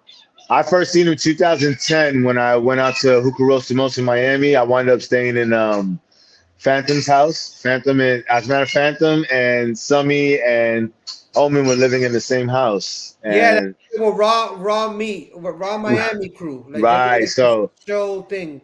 Yeah. So I wound up staying there, and I first met him there, and I was like, "Ooh, this kid is who the fuck is this kid?" I was like, and I was already out the scene already, so I was like I wasn't dancing anymore, and I didn't pay attention for a good 2 years. So here I came in and I peeped it, and I was like, "Oh shit!" You saw the rise of that kid. I was like, "Ooh!" I was like, "Who is this kid? Is going to be a problem if he wasn't already at that point." He was, but a lot of people don't want to say it. Yeah, of course not, because he was young and people didn't want to get smoked by him. Everyone got smoked by him, and he's the b-boy that actually has won every one-on-one. Right. I'm talking about in the United States. Any jam that's one-on-one, he's won them all, bro. Yeah. Like nobody has taken so many one-on-ones ever. Like I think even in the history of breaking, because Yo, back for then real. there wasn't that many one-on-one battles. Yeah, It was mostly bro. the crew. This But kid's been doing it all over the world. shout out to Vicious Vic, you're Shout out freaking to Vicious amazing. Vic, for And real. honestly, I wish he could win the whole thing, like the whole Olympics. Yeah, they kind of jerked him. He didn't get to qualify for the What? 2020. Yeah, because supposedly he didn't win world world champion. So the guys were Jeffro, Gravity, the guys that you saw in Korea. Those are the guys that are going to be representing. Wow, because I haven't honestly I haven't kept up with the whole Olympics thing and that I stay in organization, tune. WDF, the USA Yeah. Breaking, the this, the that. Like Yeah. I'm like you know what's something crazy? I'm too sweet. One thing that I never forget, Ness said, B-Boy and Ness said, guys, we're all in the lobby right now in a Right. corporate building. Right. There's an elevator that we have to go upstairs to have a meeting with the bosses. Right now, we're in the lobby. We haven't Yeah. even gone in the elevator. We didn't even get if there. we start wilding out, they won't Yeah. even let us get on the elevator to meet the Yeah. bosses up there. Hell yeah. So I still feel we're still in the lobby and we need to know how to act. We need to know how to we need to all come together for real. Whether it's USA Breaking, WDSF, or ABC or whatever the hell things are out there. Yeah. I think everyone has to come together and Of course. really, really come and say, yo, we need this B-boy and B-girl. They're the ones representing the US. Because, Korea, Make it Europe, cold. all these guys, they got it together. Yeah, hell yeah. They got this shit together. They got the Make it government. cold. You know, they got their government like backing them up. Yeah, that's the thing. In the US, we don't have that. I always said that because I remember when I first started traveling overseas and I was like, yo, the government pay for this? The government pays for y'all to practice, right? Because they want them to represent the country. Official. But what I learned was in the US, they look at us, right? Because, you know, we quick to get into altercations or whatever, so they can't trust putting up money for situations like. So I get it, I get. So we kind of did that to ourselves. But yeah, man, it's so dope. But even there's these two brothers, the Mayan brothers. You got Weapon X. Yeah, Mace and Weapon X. Weapon X is one of my favorites. And I found out he was super young too. I heard he's like 18 or 19. 18. He 18 and Weapon X been doing this since he was like 11 or 12. And he's super dope. That kid Mace is so powerful. In fact, he gives me the feeling of Chino and Incredible. That's a fact. I always said that. I always say that. He's got that explosive. And they're like, it's like. I hate that setup power. I hate the power where you see they got to go up, set it up. Yeah. I like seeing that. Fwang, fwang, fwang. I don't care if they crash. You know why? Because the explosive itself is so powerful. Like, I feel that. So. Yeah, and you know how hard it was back then for us to get that quick snap. That quick snap. Of course. To go in, even of regular head mills, to go in and snap into the head mills right away. Yeah. You know, that's instead crazy. of like 1, 2, 3, and then go faster. Yep. These guys got it like pa, pa, pa, pa, pa, like it's like. But my favorite B-boys, my favorites right now, I'm talking about like real pure B-boys is Stripes. Top three. Stripes, Box One, and Frankie. Frankie SB? Uh-huh. Dope. Those are my top threes right now. Like those are three, especially Stripes. I watch his Instagram when he puts his clips. I'm like, that kid is retarded, bro. Like, I'm like, hey, if he could perform the way he performs at his practices every time, it's ridiculous. But that's why a B-boy's ill, because even when they don't land their shit, there's the way they get out of it, right? That's what makes them ill. It's B-boys are not clean. Let's make that known. This is not ballet. No, this is how a nigga feel at the moment. That's what you've seen is what he's feeling at what the music got him moving that way. It's not a set. Yeah. Yep, yep, and that's that. And you're 1,000% right. So, Yeah, so you got Stripes, Box One, and Frankie. Those are your yeah. top three b boys Those are my that top three b-boys are that raw. that if you catch them in the cipher three versus three, there will be a I, problem, right? yeah, that'd be a problem. That'll be a hard team to beat right there. Dope. Literally, So that would be. now, question in the current state of hip hop culture, what is something you would like to change? I would like to change that. A lot of the older dudes from my time, um, they be dissing these kids and all that. Like, I'm not gonna front. At first, I was one of those. Like, when I first stepped foot back in, I was like, but then I started realizing, like, this is they turn. This is they shit, right? Um, Instead of talking that would help them, right? And it's our fault because when we was coming up, we had OGs from our time guiding us, For right? sure, for We sure. didn't do that to the guys behind us. We didn't. No lie. We were so in tune with ourselves that they went on and did things on their own. So you can't blame that. And second of all, like do something to help. Like teach them what you got, give them your knowledge. I try to do that a lot. I've been doing that a lot lately. Shout out to people like Little Rock, G Wiz, my man Yak All Stars. Um, Yes, Cross One, definitely. they plugged me in to start judging, and I give money to events like I throw sponsorship money. You know what I mean? Like I'll Okay, throw good. like That's dope. You're yeah still supporting. yeah. I do my part. I was doing the Instagram thing for a little while, trying to set out some shit stories for people, so the youngins can hear. I When I think get you're one of around, the first dudes doing the lives and killing it because yeah, I didn't man, see. I'm be real with you. I didn't see nobody do no live before the yeah, pandemic. You already had your lives, and them yeah. shits were hilarious. Yeah, they were mad fun, bro. That was a good Like they will time. get on and Crazy C will get on with you. That shit had me dying. Shout Those out to were Crazy incredible C and times. everybody Yeah. else. It, So it, and then it's I it, yeah, so then I go to the events and I support. I Sometimes I don't even charge. I don't charge. Like if that's like you, if you throwing something big, my nigga, you need me there, I'm yeah, gonna be there. Let's get your shit popping. Before we talk about yeah. money, let's get it to a certain plateau, right? Because I got love for the game. Even back then, I always had a job, bro, so I wasn't worried about I was making this. about to say that. You know what I'm saying? So I had so much love for this joint that I just wanted to invest. I wanted to make it to where, yo, let's make this happen. Look, Kid Break, I invested in him a few times already. Like, let's get him That out of kid is here. dope too. Yeah, That kid is yeah, another problem. yeah. Didn't So, he win career or he something? he just won in the UK last night. Oh, the He's world. UK, the UK. He's he's Wow, he's he's man. uh he's the kids world champ. Shout out to Kid Break. Shout out to I've Kid seen him Break. a couple of times. I saw him at Pro Am. Yeah, I believe I saw him somewhere else in live, and I was like, yeah, yeah, yeah, whoever's man. teaching him, keep teaching him because, Yeah, and I could tell he comes from a lineage of real b-boys, of dudes yeah. that like, who are his teachers? Who are the ones that are like, He started off with Quickstep. Quickstep was one of oh, his there you teacher. go, So of course. yeah, so Shout out to Quick too yeah, because shout he's out to my Quick. teacher. You're a Yeah, teacher. yeah. Quickstep has always been there. He's still doing it. I had a lot of teachers, bro. Yeah, I had man. I had Like, I had a lot.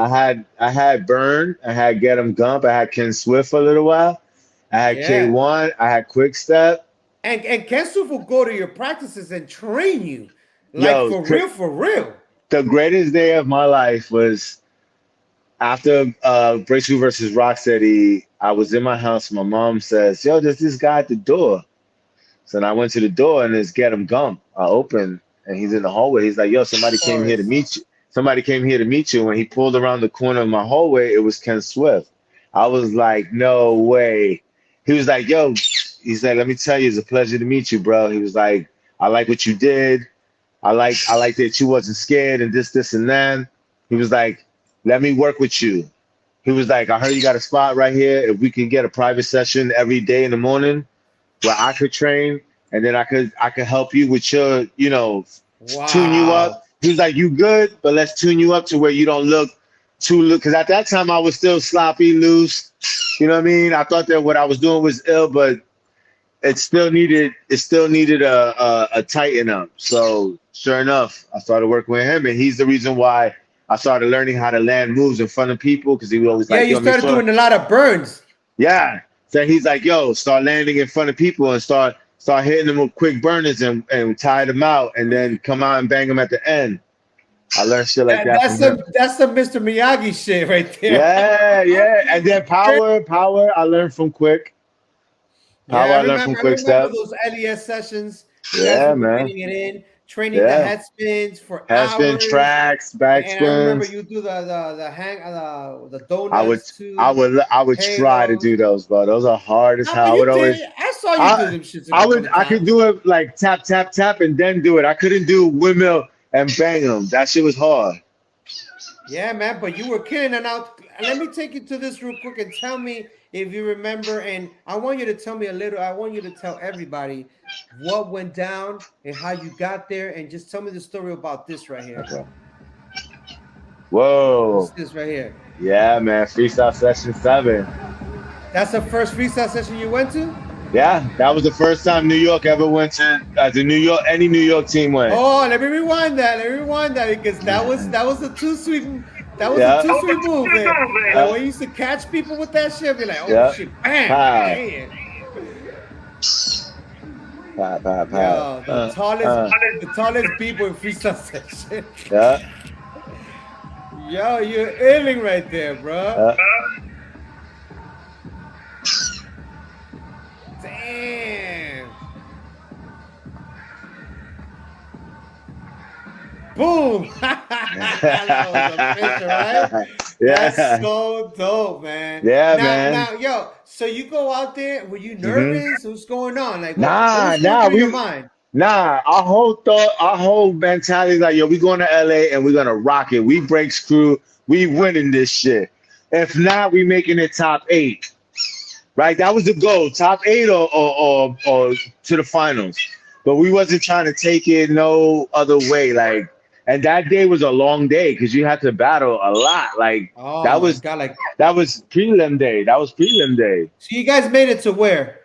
So we made it to top 16 the next day, which was where we battled Province Crew Headhunters, and we wind up beating them. And Dizzy, that was the day Dizzy kicked the trash can.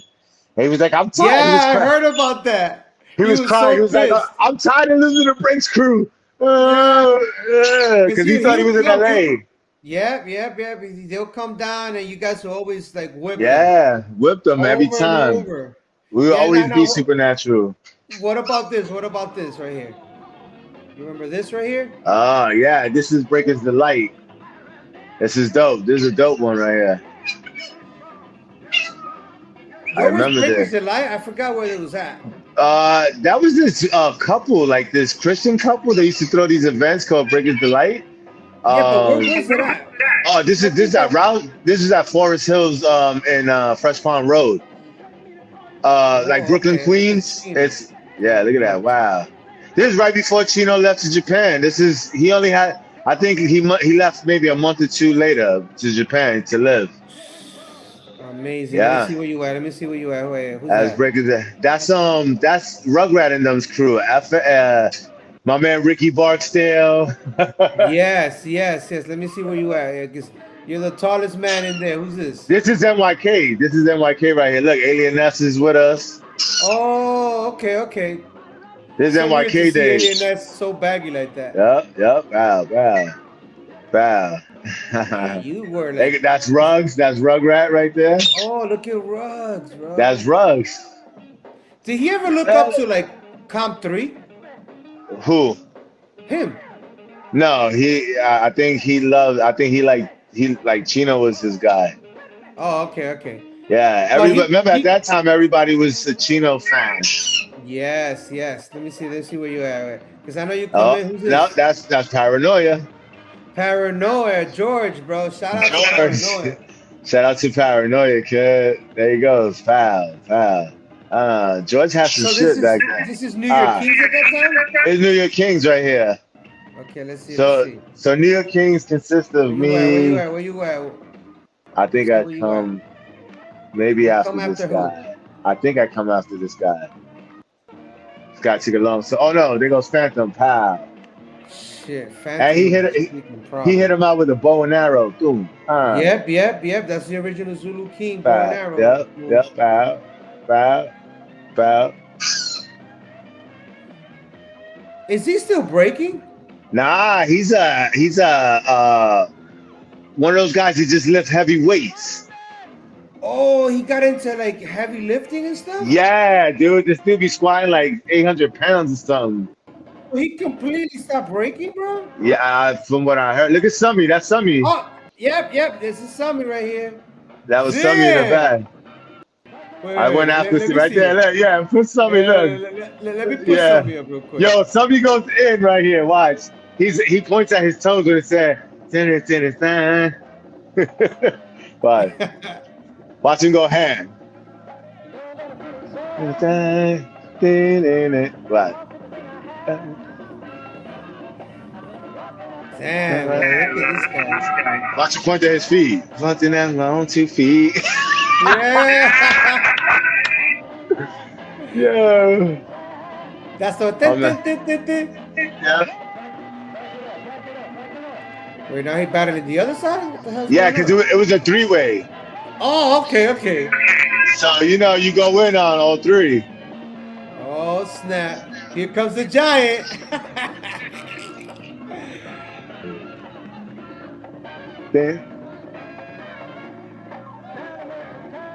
Damn, you over there official there. What year was this?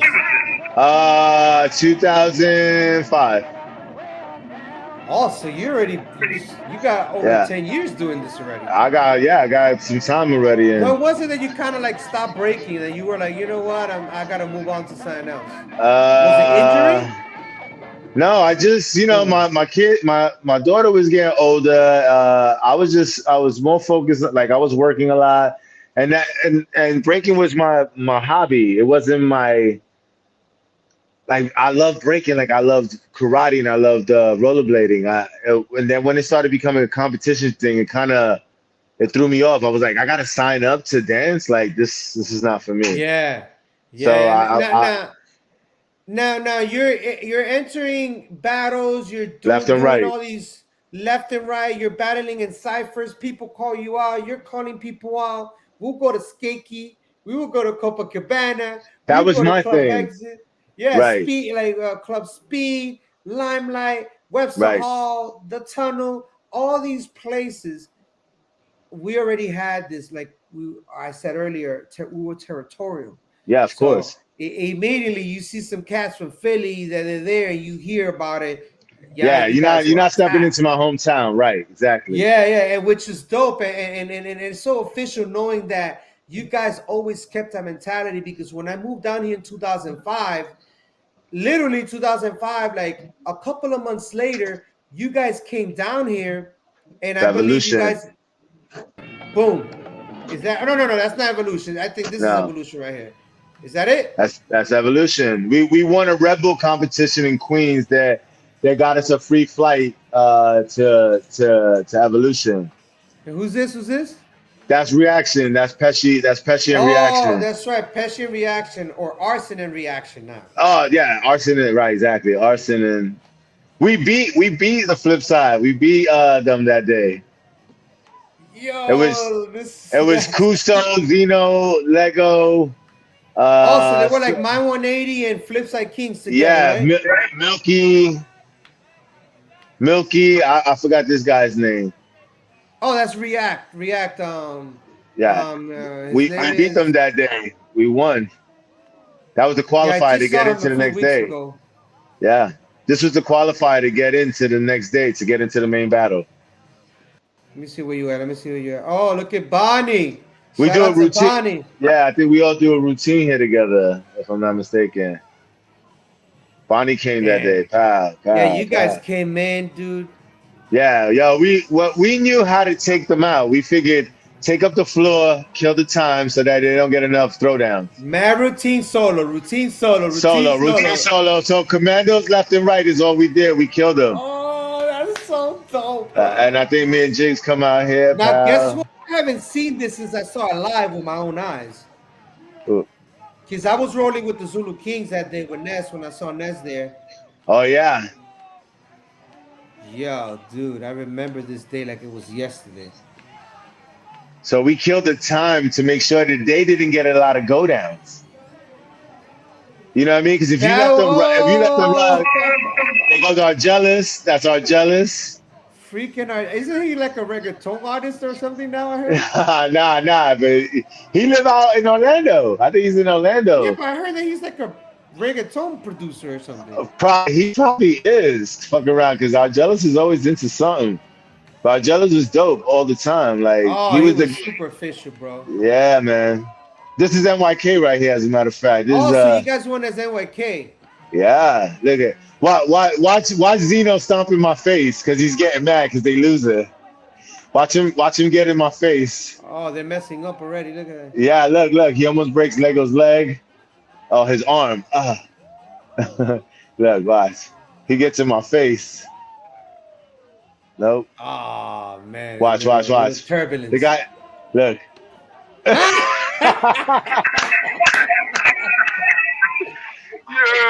Yeah, he did like a quick step, like woo. Yo, bro, he was so pissed off that they was losing.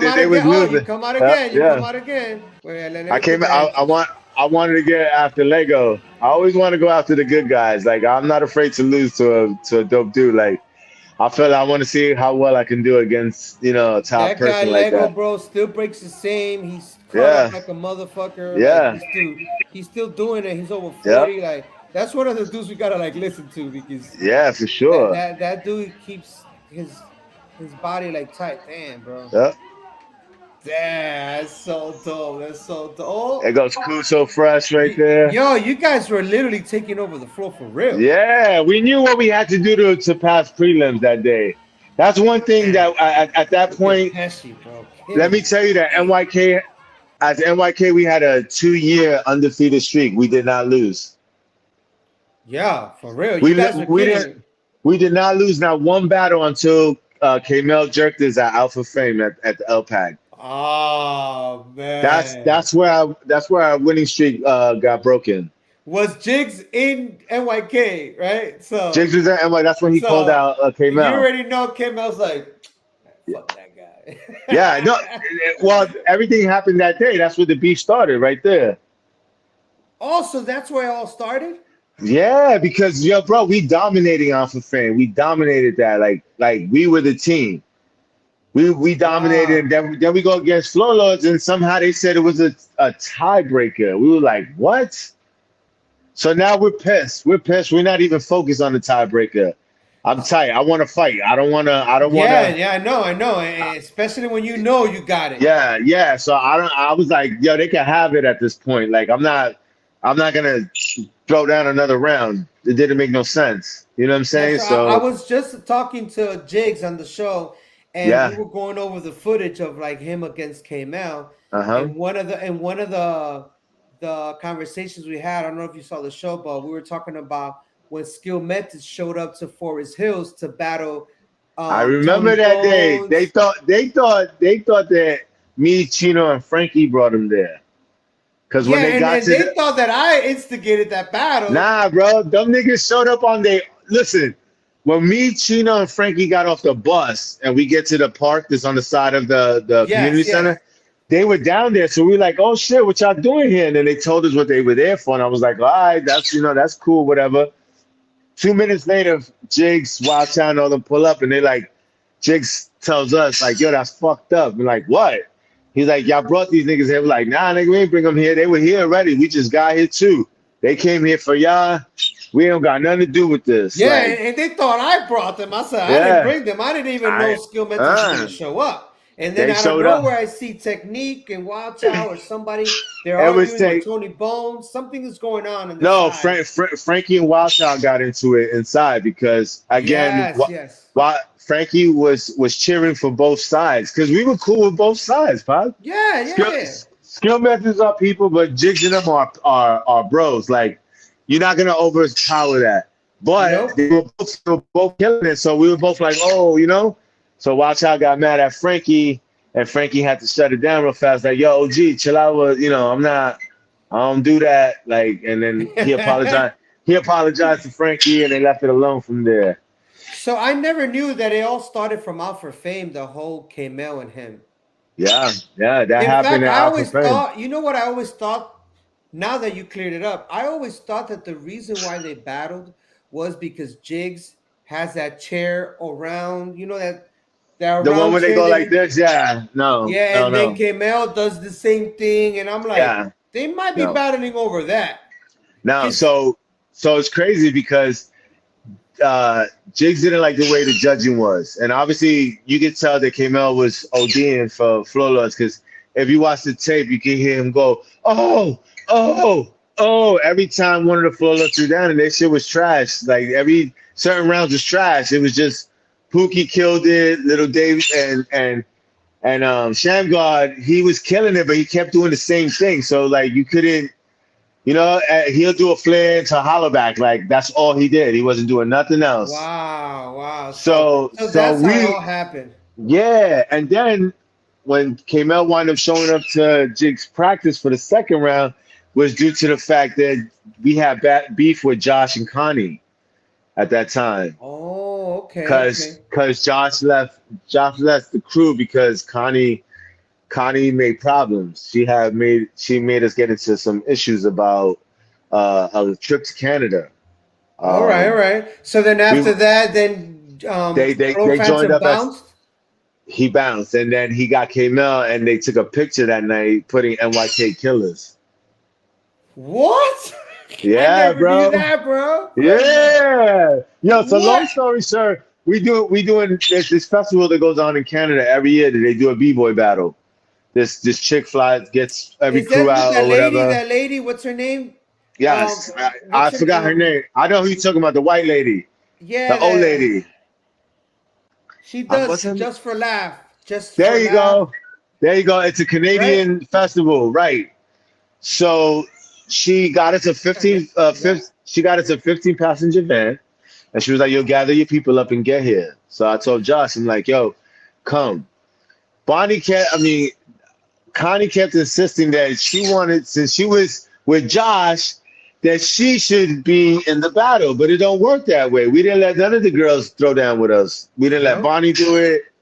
You know what I'm saying? Because they wanted to do this. Yeah.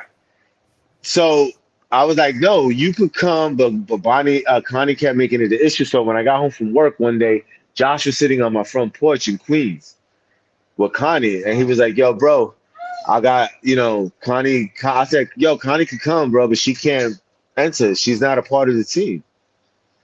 And so he was like, yo, it's like that. I was like, yo, bro, either you come, you're more than welcome to come, but if not, then you can't come. So she looked at him and was like, yo, nigga, if you do it, we over type shit. Yeah, that was an ultimatum that they felt that like, yo, if you go, so he wound up leaving. Right, so he wound up leaving the crew at that day, and he was mad because I got then he paid. joined K-Mel and said NYK Killers. He was more mad because I replaced him with Sick Pedro from the Heights. Yeah, bro, that's one of my little brothers right there. And Diomi. Oh, Diomi, these the two Dominican guys. That's that's the generation, like 2 generations after me. Right, so I put them down with NYK, and they was a part of the battle that weekend. So he was pissed about that. Yo, shout out to Sigmo, Pedro, and Demise, man. My man Diomi. Demise, right? Diomi, his name is Diosmel. His name is Diosmel. Look at that. Dope. Now, earlier you were talking about, about the Olympics and how you feel, and you were talking about like the changes that you would like to see in the hip hop scene. Now, what is something that you would like to contribute to the culture to make it better? You're probably doing that already, but what's you could think of that you could contribute? My biggest goal is to start teaching. Okay. I want to get kids, and I want to teach them what we learn. I want to teach them that there's a lot of, like, New York. We got some dope New York cats, right? But New York ain't what. Yeah, but it's not the same. I don't know how to say it without making it sound bad. Say it the way it is, because you know, too sweet. Yeah, We yeah, come from an era that yeah. you gotta have thick So skin look, in this hip hop shit. so look at Florida, right? The tradition keeps passing on. When you see a Florida b-boy, you know that nigga for like you don't even know where he's from. You be like, yo, that motherfucker a Florida b-boy. He got that Yeah. style, that the Yeah, he's technique and all that. the pillar of Flipside King, Street Masters, Ground Zero Crew, Skill methods, and crew, Skill Methods. All yeah, those they all all those, branched down. yeah, and you see it in the new generation of Florida cats. You see it, and you be like, oh, you see their intricate styles and stuff like that. You be like, that's Florida. You look at New York, you really can't determine, yo, that's a New York b-boy. Can you? Be honest. Nope, When no, you not you anymore. I can, just you told Jigs that right, Jigs is so, the last of the Mohican that looks like, if he enters a battle, he's right, the one that looks like a New York City b-boy. yes, Everyone yo, bro. else, I don't know what they're doing, but No you one know, got style. No one got style. I mean, Kid Breaks right now is that guy. He's that kid. which I'm Everybody else so is, happy. which I'm stupid happy. He's got that. He's got it. He got top rock. He's got footwork. He's got style. He knows how to battle. He knows how to present himself in a battle. Now the new guys that are killing out here, they're dope, bro. Like shout out to Pop, shout out to Uncle Will, all those guys, Nebs. They're dope, but they doing something different, which is cool. Which is cool. That's their thing. But there's nothing that you can look at them and be like, yo, those are New York b-boys. You can't you Wow. can't you know what I'm saying? Like you can't call You're it. right. You're right. Well, And when I see Pops, I can see like some background of hitting. Like he comes that's probably, it. and I don't know Right. the kid. I don't know the kid at all. I've seen him Right. in I know clips. him. I know him. And I Yeah, think Pops and is super ill. I could tell you that what I see in Pops is basically he has kind of like his teachers could have probably been K Mel or any of the hitters. He Yeah. has some, I don't know, like Tata as well. I don't know if Tata's from New York, but Yeah, they but see, had like the hitter style. Tata came up. Tata's a dope hitter, but Tata came up with Brace Crew. A Rod came up with Brace Crew. So that motherfuckers got Mm. style and power, and they explode when they battle. You know them niggas is from New York. You're like, yo, Yeah, yeah. those are New And York that's why I mentioned b-boys. them. Yeah, That's why I those are New mentioned them. York b-boys. You feel it in the tension. Um, but that's missing in New York. So I would like to contribute. Oh, time out. Let me stop bullshit. Glide's kids, those kids are badass. Those kids, Okay. Glide, shout out to Kid Glide because he taught them Shout well. out to Kid Glide. Shout out to Kid Glide. He taught them well. Them kids know how to battle. They got style. They got routines. They know how You to, got yo, any they just, names? Anyone? Any b-boy? yeah, B-boy? Quiet Storm. I can't recall the girl's name, but she's super dope. She's like a new Yaya. Super Oh dope. Yeah, snap! yo, like remember B-Girl Yaya? How dope Yeah, she of was? course, that's I that's from Georgia. Queens, right? Yeah, Domestic Apes. This girl from Dynamic is a problem, bro. Like Really? yeah, bro. Check out Dynamic Kids, Dynamic Rockers. Oh Check snap! check Because them out in the Massive Monkey Battle. You'll be shocked. wow, because I know I've been hearing about Quiet Storm. I think I probably saw that b-boy. Yeah, Does him he and have like a Kid little bit Breaks. long hair? Yeah, he's an Asian kid who lives like two stops. He lives near Coney Island near me. Oh, okay, okay. Wow. He's a problem. So those guys, those kids are like. So will you say Yeah. that's the next generation that's coming up, like with Kid Break? That are gonna be when you see them, you're like, yo, that's New York, and here's why. Kid Break had Quick Step, and Kid Break B practiced with all dudes from our era. He only practiced dudes from our era, like Hoorah, Oh uh, man. all these people, right? A Rod, Tata. So he's got it, and then Dynamic, you would Glide. You would Glide, who's from our Yeah, time, who know man. who. Yeah. So he taught them all the basics, and he let them run with it themselves. But he taught them how to be a group and a dope teammate and how to battle.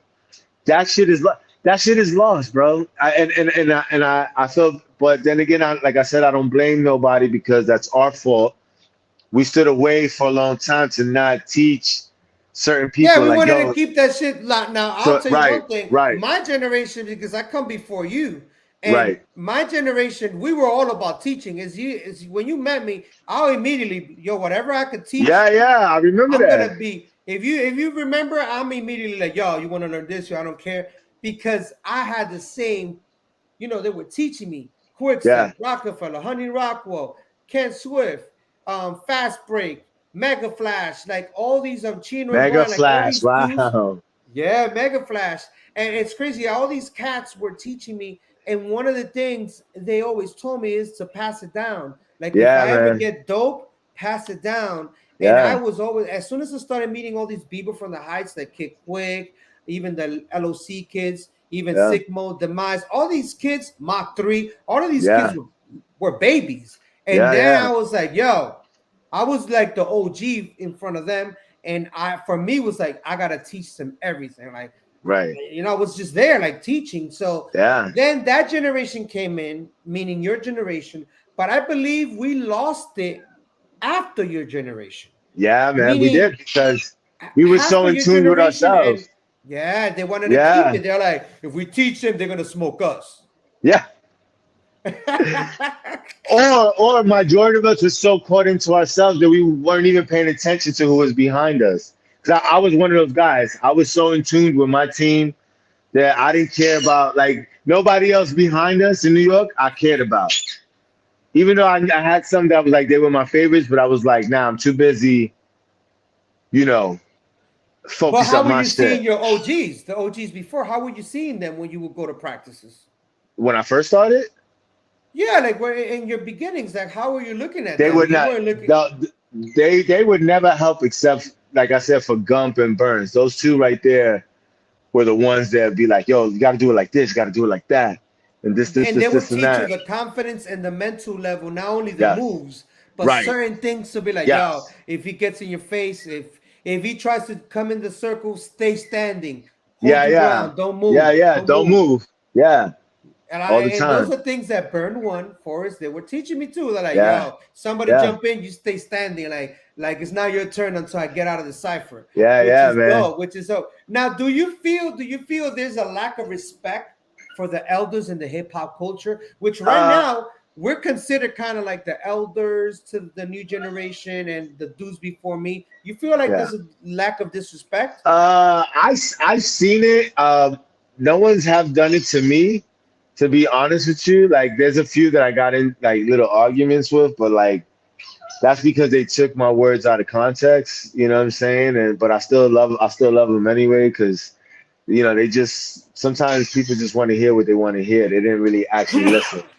Um, but yeah, man, there is, of course, because not everybody knows though, Flash. Nobody did their homework. And do they really care? No, because it's what's going on right now is what they paying attention to. They don't want to hear that yo back in the day. They don't want to hear that shit. And I dig it. I dig it. But things is coming to light now, bro. You got dudes that are actually working with dudes like me and other people that are coming up, Yes. and they're like, oh shit, that kid, yeah, look where he came from. You know what I'm saying? Like we stated earlier, like when you see a Florida cat, a new generation now, he's from Florida. Yo, Mm-hmm. when I go to Philly, I automatically can tell these dudes were like Illadelph type niggas and shit like that. Ah, I That see. I that's see. that flow and that style of that Philly shit is crazy. Like Box One got this kid named Mach 5, Oh wow. incredible. There's another kid named Super Josh. I don't know if you've Okay. seen him. Nah, nah. I gotta Yo, check them out. Yo, check out all these new Philly cats, pops. They're amazing, and I love them because when I watch them, they bring me back to my time when I see them throw down. That's so dope. And Jigs was telling me something on the show that it really opened my eyes about the current generation. He said, and let me see if you agree with what he said. He said that the kids now, they're not into the hip hop culture like the MCing, DJing, Yeah, breaking. They're only into the breaking culture. that's a fact. That's a Like fact. they don't care about the hip hop culture in general. They only want breaking, so that's why they'll listen to all that mumble rap and all Yeah, that whackness music design. And I say it straight up because that's just my opinion. That's my subjective opinion of saying all that is trash. Yeah. they're not listening to that boom bap we were listening to, that Yeah, Tribe Called yeah. Quest, Mos Def, Talib. You know, See, like and they're it's not into none of that. and that's due to mainstream, right? Because look, like in a big competition in a big corporate shit, it's being filmed. So many copyrights, so they can't play music that we like. So when you be like, "Oh, that DJ's trash," it's not his fault. He has to play that trash shit because he can't play the fire shit because it's copyright. They can't play it on YouTube. They can't Yes, play it. and they So have dudes that are making beats now, and they're to putting try in the to, battles. there you go. So Like I had DJ Chief. He's from West Palm, like down south from Florida. I just had DJ Chief on the show, and I've we seen that. spoke about that. And I give him props with what he's doing. It was a little difficult for me to kind of start getting used to, like, if I go to a jam or I watch a jam and I start hearing DJ Flag or the other DJs that are producing beats. Yeah, Like after a while, I keep hearing it, and then it took a brother like yourself, like you just mentioned, the copyright thing and the whole thing. I was like, man, I'm sick of hearing this boom boom boom boom boom boom boom, that same like beat, drum pad beat. I was yeah, yeah, like, where's Just Begun? Where is yeah, Apache? We're like yeah. what happened? Rock Creek Park, like all these, 110th Street, like where's the real funk? And I completely understand There you go. Now you copyrights, understand and I copyrights and all that. completely understand, and I Mhm. feel that it takes a little bit away from the feeling because we didn't experience that. Like No, we didn't. back then, we had to. If you're not there, you missed Yeah. out, If or you you got to wasn't wait for the dope, VHS to come out. see, our era is different. Our era was different. If you wasn't a dope B-boy, if you wasn't a dope dancer, then nobody cared. You couldn't even get your name out there. But if your name was well known, obviously you was a dope B-boy.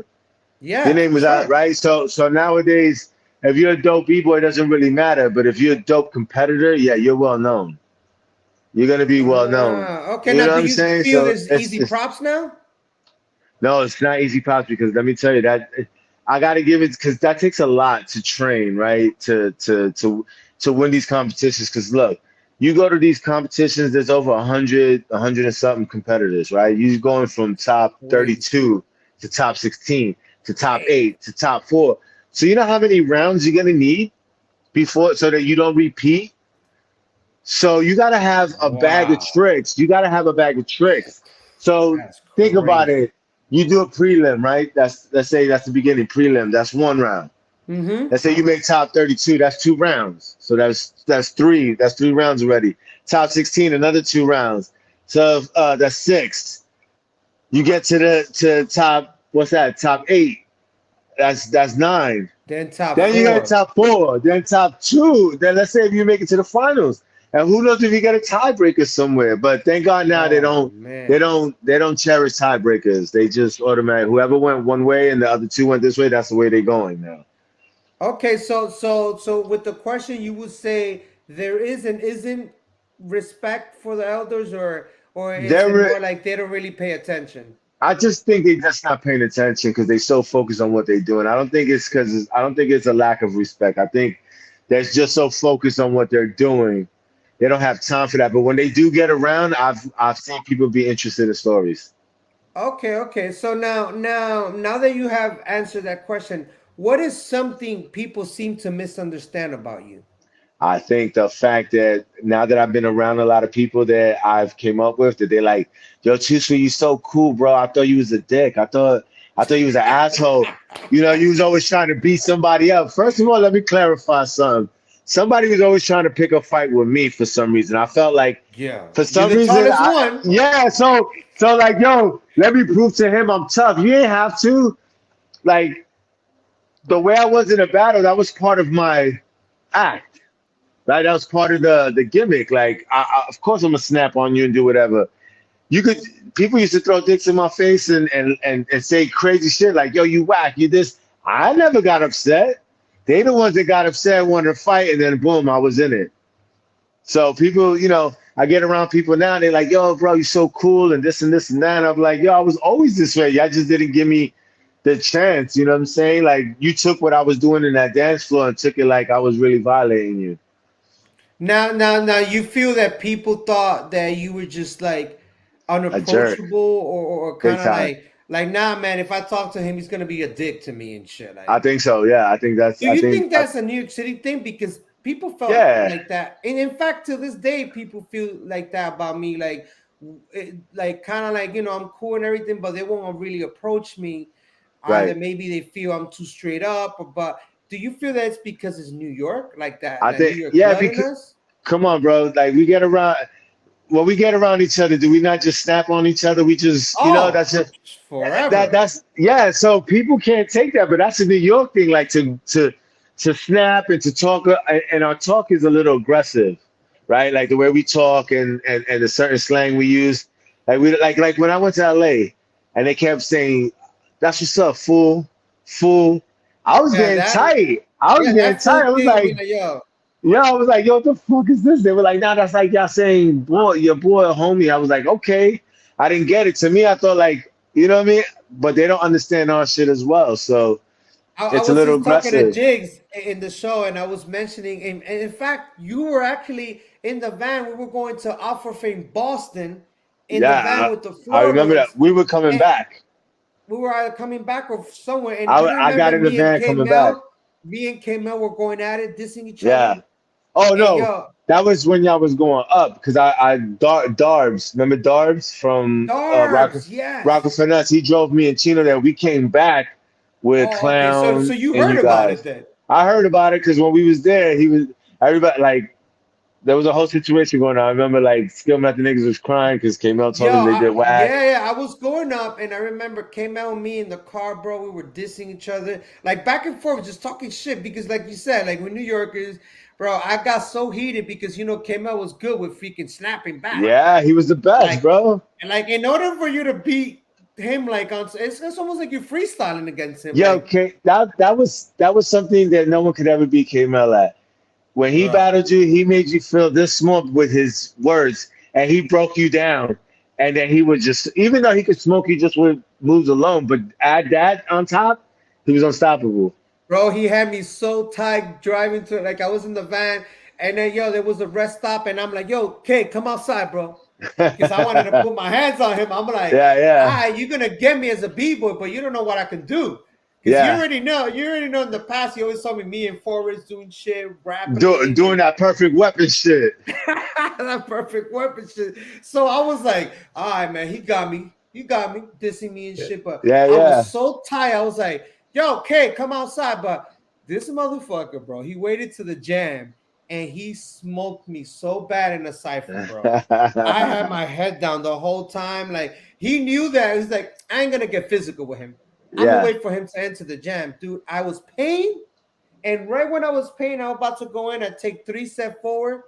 Fucking K-Mel does a gainer. You know that gainer? He lands like this in your face and Yeah, shit. yeah, yeah, yeah. Bro, he So burned me so bad. it's All I did crazy. was power moves, and I was like, all right, you got me, man. Like, what can I do? I just kept looking at Incredible Josh like, save me. Somebody save me, Yeah, bro. yeah.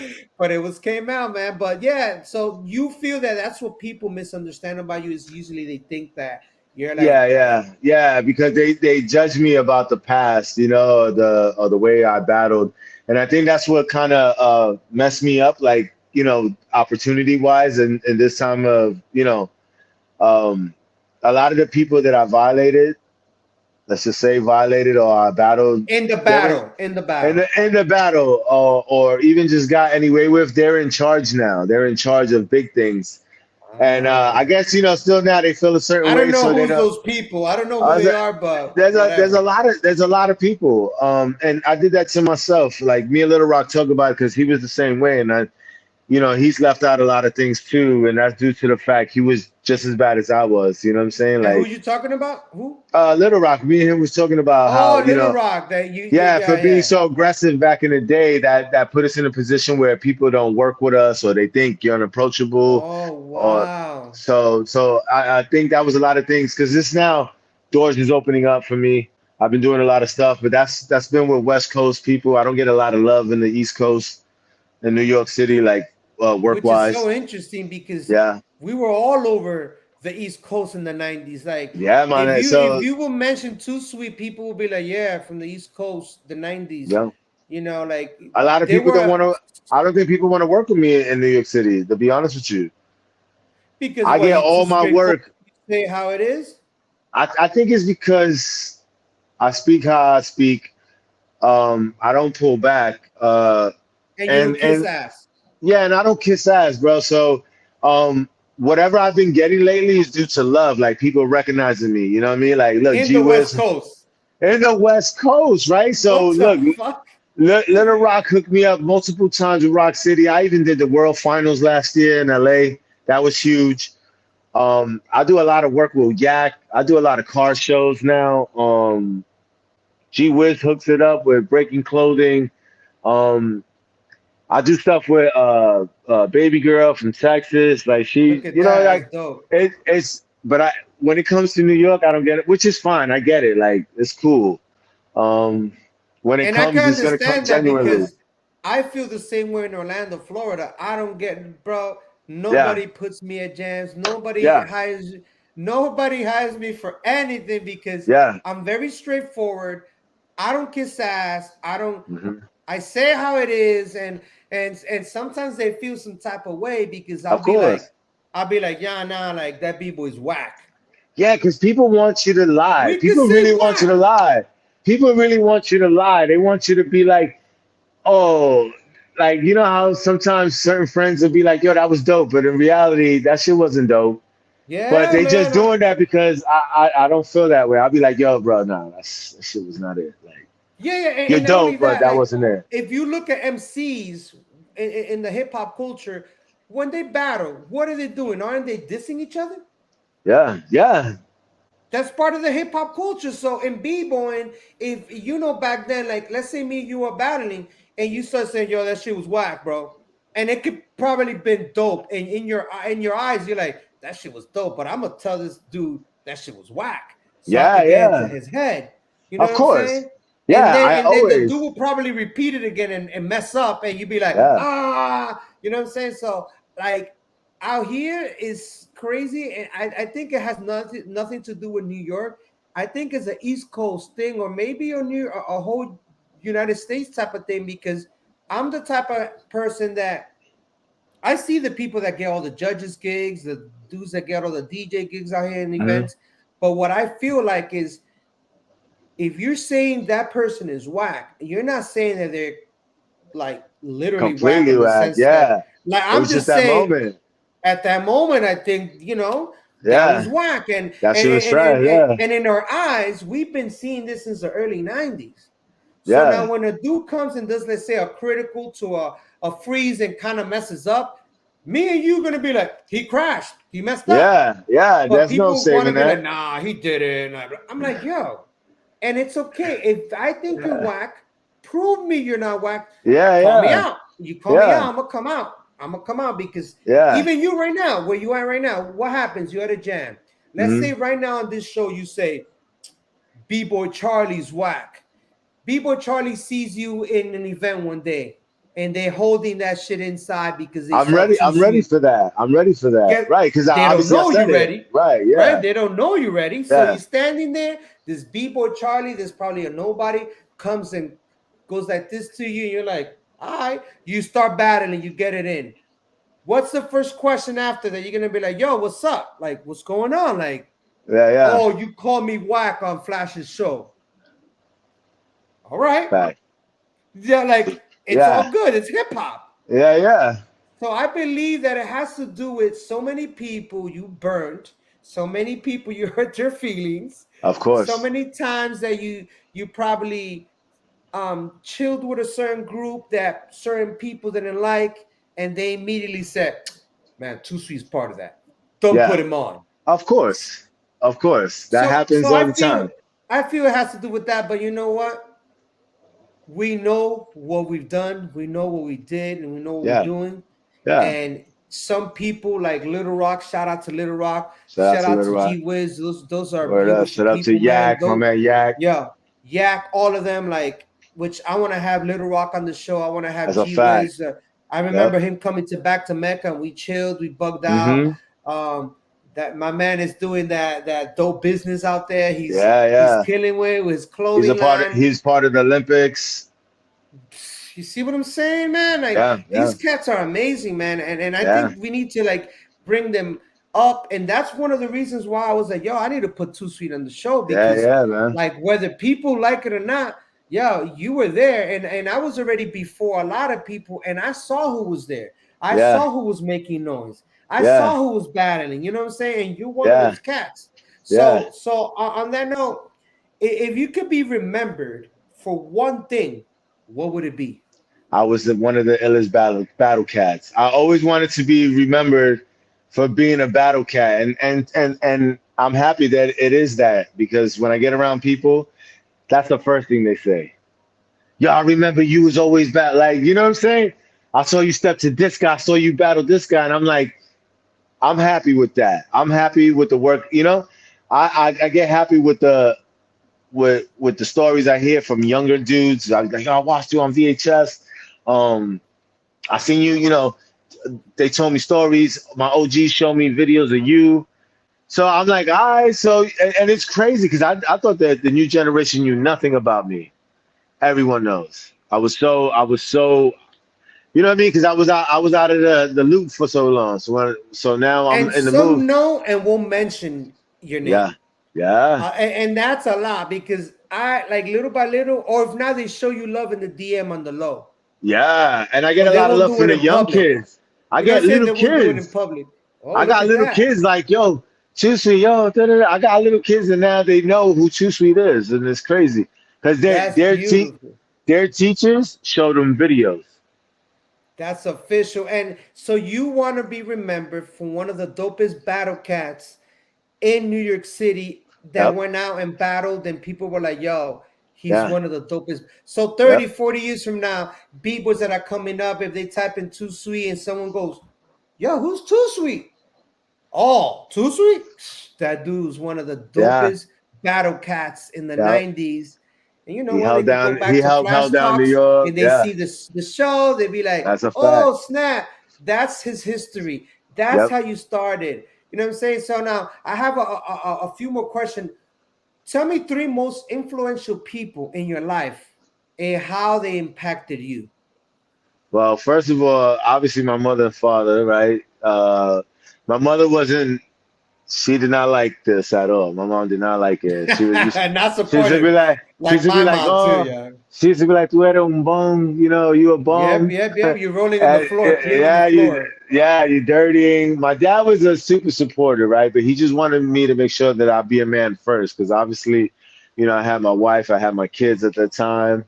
I was a dad early. You know what I mean? Yeah, you were ahead of your time, bro. Yeah, I was a dad early. What's the oldest right now? Your oldest? She'll be 23 next month in November. And my youngest will be 19. And I don't know if you know, I have a 27-year-old daughter. I know. From way back. Yeah, I remember. And I'm a grandfather. No. She has a 4-year-old. So that's it, your abuelo, pa, your abuelo. Yeah, I'm an abuelo now, bro. Yeah, that's what's up, see? A young abuelo, man. Yeah. And of course, my wife, I got to give it up to her because she allowed me to do this shit. She, you know, there was times that, props to Raquel, bro. Yeah, because she let me do this shit. And what was her B-girl name? So everybody remembers? B-girl Ruckus. And yo, I have footage of her, by the way, throwing down. And let me tell you, and I'll put it down right now. If it's there, like when I edit this, I'm gonna put the footage of her. But I remember, dude, she was always raw. She was in people's faces. When she battled B-girl, she was like, boom, like she was out there. She battled a few people, man. I remember. Definitely followed that name Ruckus. And I never forget 2002 prom. She battled this girl from Bibisha's crew, and she smoked her so bad. And I was like so proud of her because she ain't break since 99 because she gave birth in 99 and she stopped. But she went to prom in 2002 and she was able to still bust moves. And I was like, yo, you've been practicing? She was like, no, I was just hyped. And I just went out. I was like, that's crazy. But then Raquel was hiding the rest of the weekend because that girl kept trying to find her in different circles. That's so dope. So you got your mom, your dad is influential. the wife, of course. And how long you guys been married? We just made 31 years. Holy We just made crap. 31 years September 14th. Right now, 32. You just we're, set we're, the we're not bar married. so high. Yeah, we're not married, but we've been together for 31 years. Dude, it don't matter. You guys are Yeah, married. In my yeah, eyes, yeah, yeah, you yeah. guys are married because that's just a dumb little paper. Yeah, that's Like just a piece of the paper. love that you guys have, and when I tell you, Yeah, like I've been with my wife for 17 years, and yeah. I'm talking to her and I'm like, yo, that's a long time. But It's a dude, long time. you just set the bar so high 31, for us. 1990 31 years. 1991, kid. I don't know people our age that has been married that long. Yeah, And if they it's do in crazy. 10 years, they're done. like Yeah, like that's a you still fact. going. Like you Yeah, still going. don't And get it twisted. Me and my wife, we went through some stuff, like anybody. You know what I mean? Like a little split up here, but end of the day, we still here. yeah, that's so dope. Now who else was influential in your life besides your mom, dad, the wifey? Name one more person that in your entire life you could tell that you remember, like, man, that person was very influential. That's a And good it one. doesn't have to be in breaking, it could be in life. Yeah, yeah, yeah. I want to pick the right person, bro. And for those watching, if he doesn't say your name, don't feel bad because it's Yeah, kind yeah, of hard. yeah, I gave him only 3 names. yeah. You know what I'm saying? Um, I want to say, my nephew Jerry. He's a year older than me. Okay. Um, but the way I watched him move, like I always wanted to be like him. He was a man early. Like my nephew was a role model to look at. Like because at one point he didn't finish school, but then a year later he just went and made a whole. He did a whole 360, bro. And my nephew's this big dude, like, and he always took care of me and my family. Like even when I was struggling and stuff, my nephew would hold me down. So that's a big That's role so. model to me. Yeah, And what's his name? his name is Jeremy Davila. Jeremy Davila. Shout out to Jeremy for being such an influential That's a person that's a in Too fact. Sweet's life. That's a That's fact. so dope. So dope. So, dude, we came Uh-huh. to the end of the show, my man. This is Yes, what I want you sir. to do right now. I want you to tell everyone what are you up to these days? Where can people find you online and connect with you? I want you to say it all so then anyone that wants to hire you as a judge, as a teacher, Right. as a mentor, Okay. they want that fresh fade or whatever it is. Yeah, yeah, Just yeah. tell everybody what's going on. I'm gonna give you that screen. Go ahead. Okay, so what up, everybody? Yo, what up, everybody? It's your boy Too Sweet, K Miz of the Giz, Miz of the Barber, Monks to the rest. Yeah, y'all already know what it is.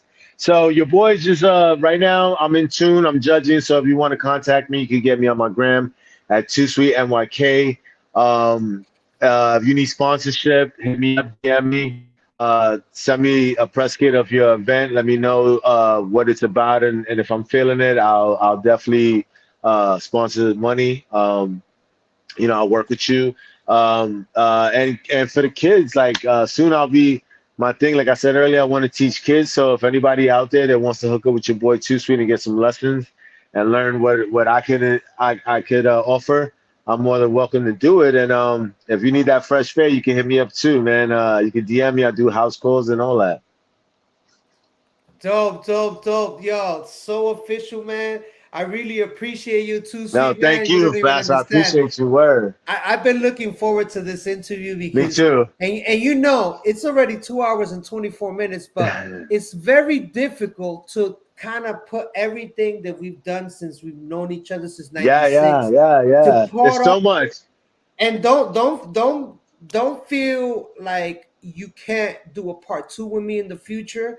I'll And be you with could be it. like, yo, I want to talk about this because I know we're gonna be in a different life, especially hopefully it happens for the Olympics in Yeah. 2024 breaking. And I know we're gonna be doing big things and your name is gonna be dropping more. And Yeah. and, and that's my goal. So we could keep that name fresh, Too Yeah, of Sweet in course. 2022, and let Yeah. the world know you're still here. You know what I'm saying? Well, to Like let everybody know right now, you got your boy Too Sweet and Chino back in the game. Chino's already back in the game. He's been competing. Um, what? yeah, check him out on Breakers Network. He's been entering and he's been judging. He's been throwing down in Tim's, beasting. So That's I'm in the works so of training official. too. So you're gonna get the new generation's gonna get another dose of Too Sweet and Chino one more time. Oh, well, you heard Tusi right now. Yeah, My man yeah, just got me hype right now. It made me want to yeah, start training starting tomorrow because, yeah. That's a fact, yeah, man. That's why Tusi, we getting Chino. healthy and working out. Now, you guys are going to still represent Breaks Crew or New York Kings? That's a tough one, man, because I love Break Crew and everything, but there's a lot of problems with inside the team. I fucks with them, I love them, but there's a lot of things that I'm not allowed to do, which doesn't make sense to me as much work as I put into it. So I try not to, but it's inevitable not to use the name. So yeah, I think we will always use the name, but we'll always be Break Crew NYK no matter how it works out. That's what's up. So, ladies and gentlemen, you heard Too Sweet right here live. Well, not live, but pre-recorded. Yeah, But yeah, you heard yeah. Too Sweet. Man, it's such a blessing just to know that I Yeah, can man. still talk to this man and Always. just talk about all the dope stuff. Hopefully I gave you a little flashback, and that's one of the Yeah, reasons why hell I'm yeah, doing hell yeah. this. This is amazing, B. It was crazy how you was popping up all those videos, old videos. Yes, and I'm gonna keep doing this. And like I said, you Yeah, want to do part 2? I'm more let's than do welcome it. to do that, and we could I'm talk with about it. whatever you want. I'm Yeah. gonna now the work starts for me because I'm gonna dig in the crates, look for all the dope videos, and Yo, just Flash make got this. the real shits, bro. Flash got stuff that you wouldn't even believe he got. So believe Thank you, that he's that appreciate it. guy. Yeah. Dope, dope. So, ladies and gentlemen, this is Flash Talks, history worth listening to. I go by the name Yes. of Flashback. That is Too Yes. Sweet, aka Mr. The Gizzard, aka Mr. The Barber. For the rest of y'all, Marcus. I love that. I love that. I Yo. love that. Yo, brother, I'll give you a call Yo, after this. I will. Peace out. Ladies and Yo, gentlemen, later. peace. This is Peace. the Thank you, end big of guy. the show.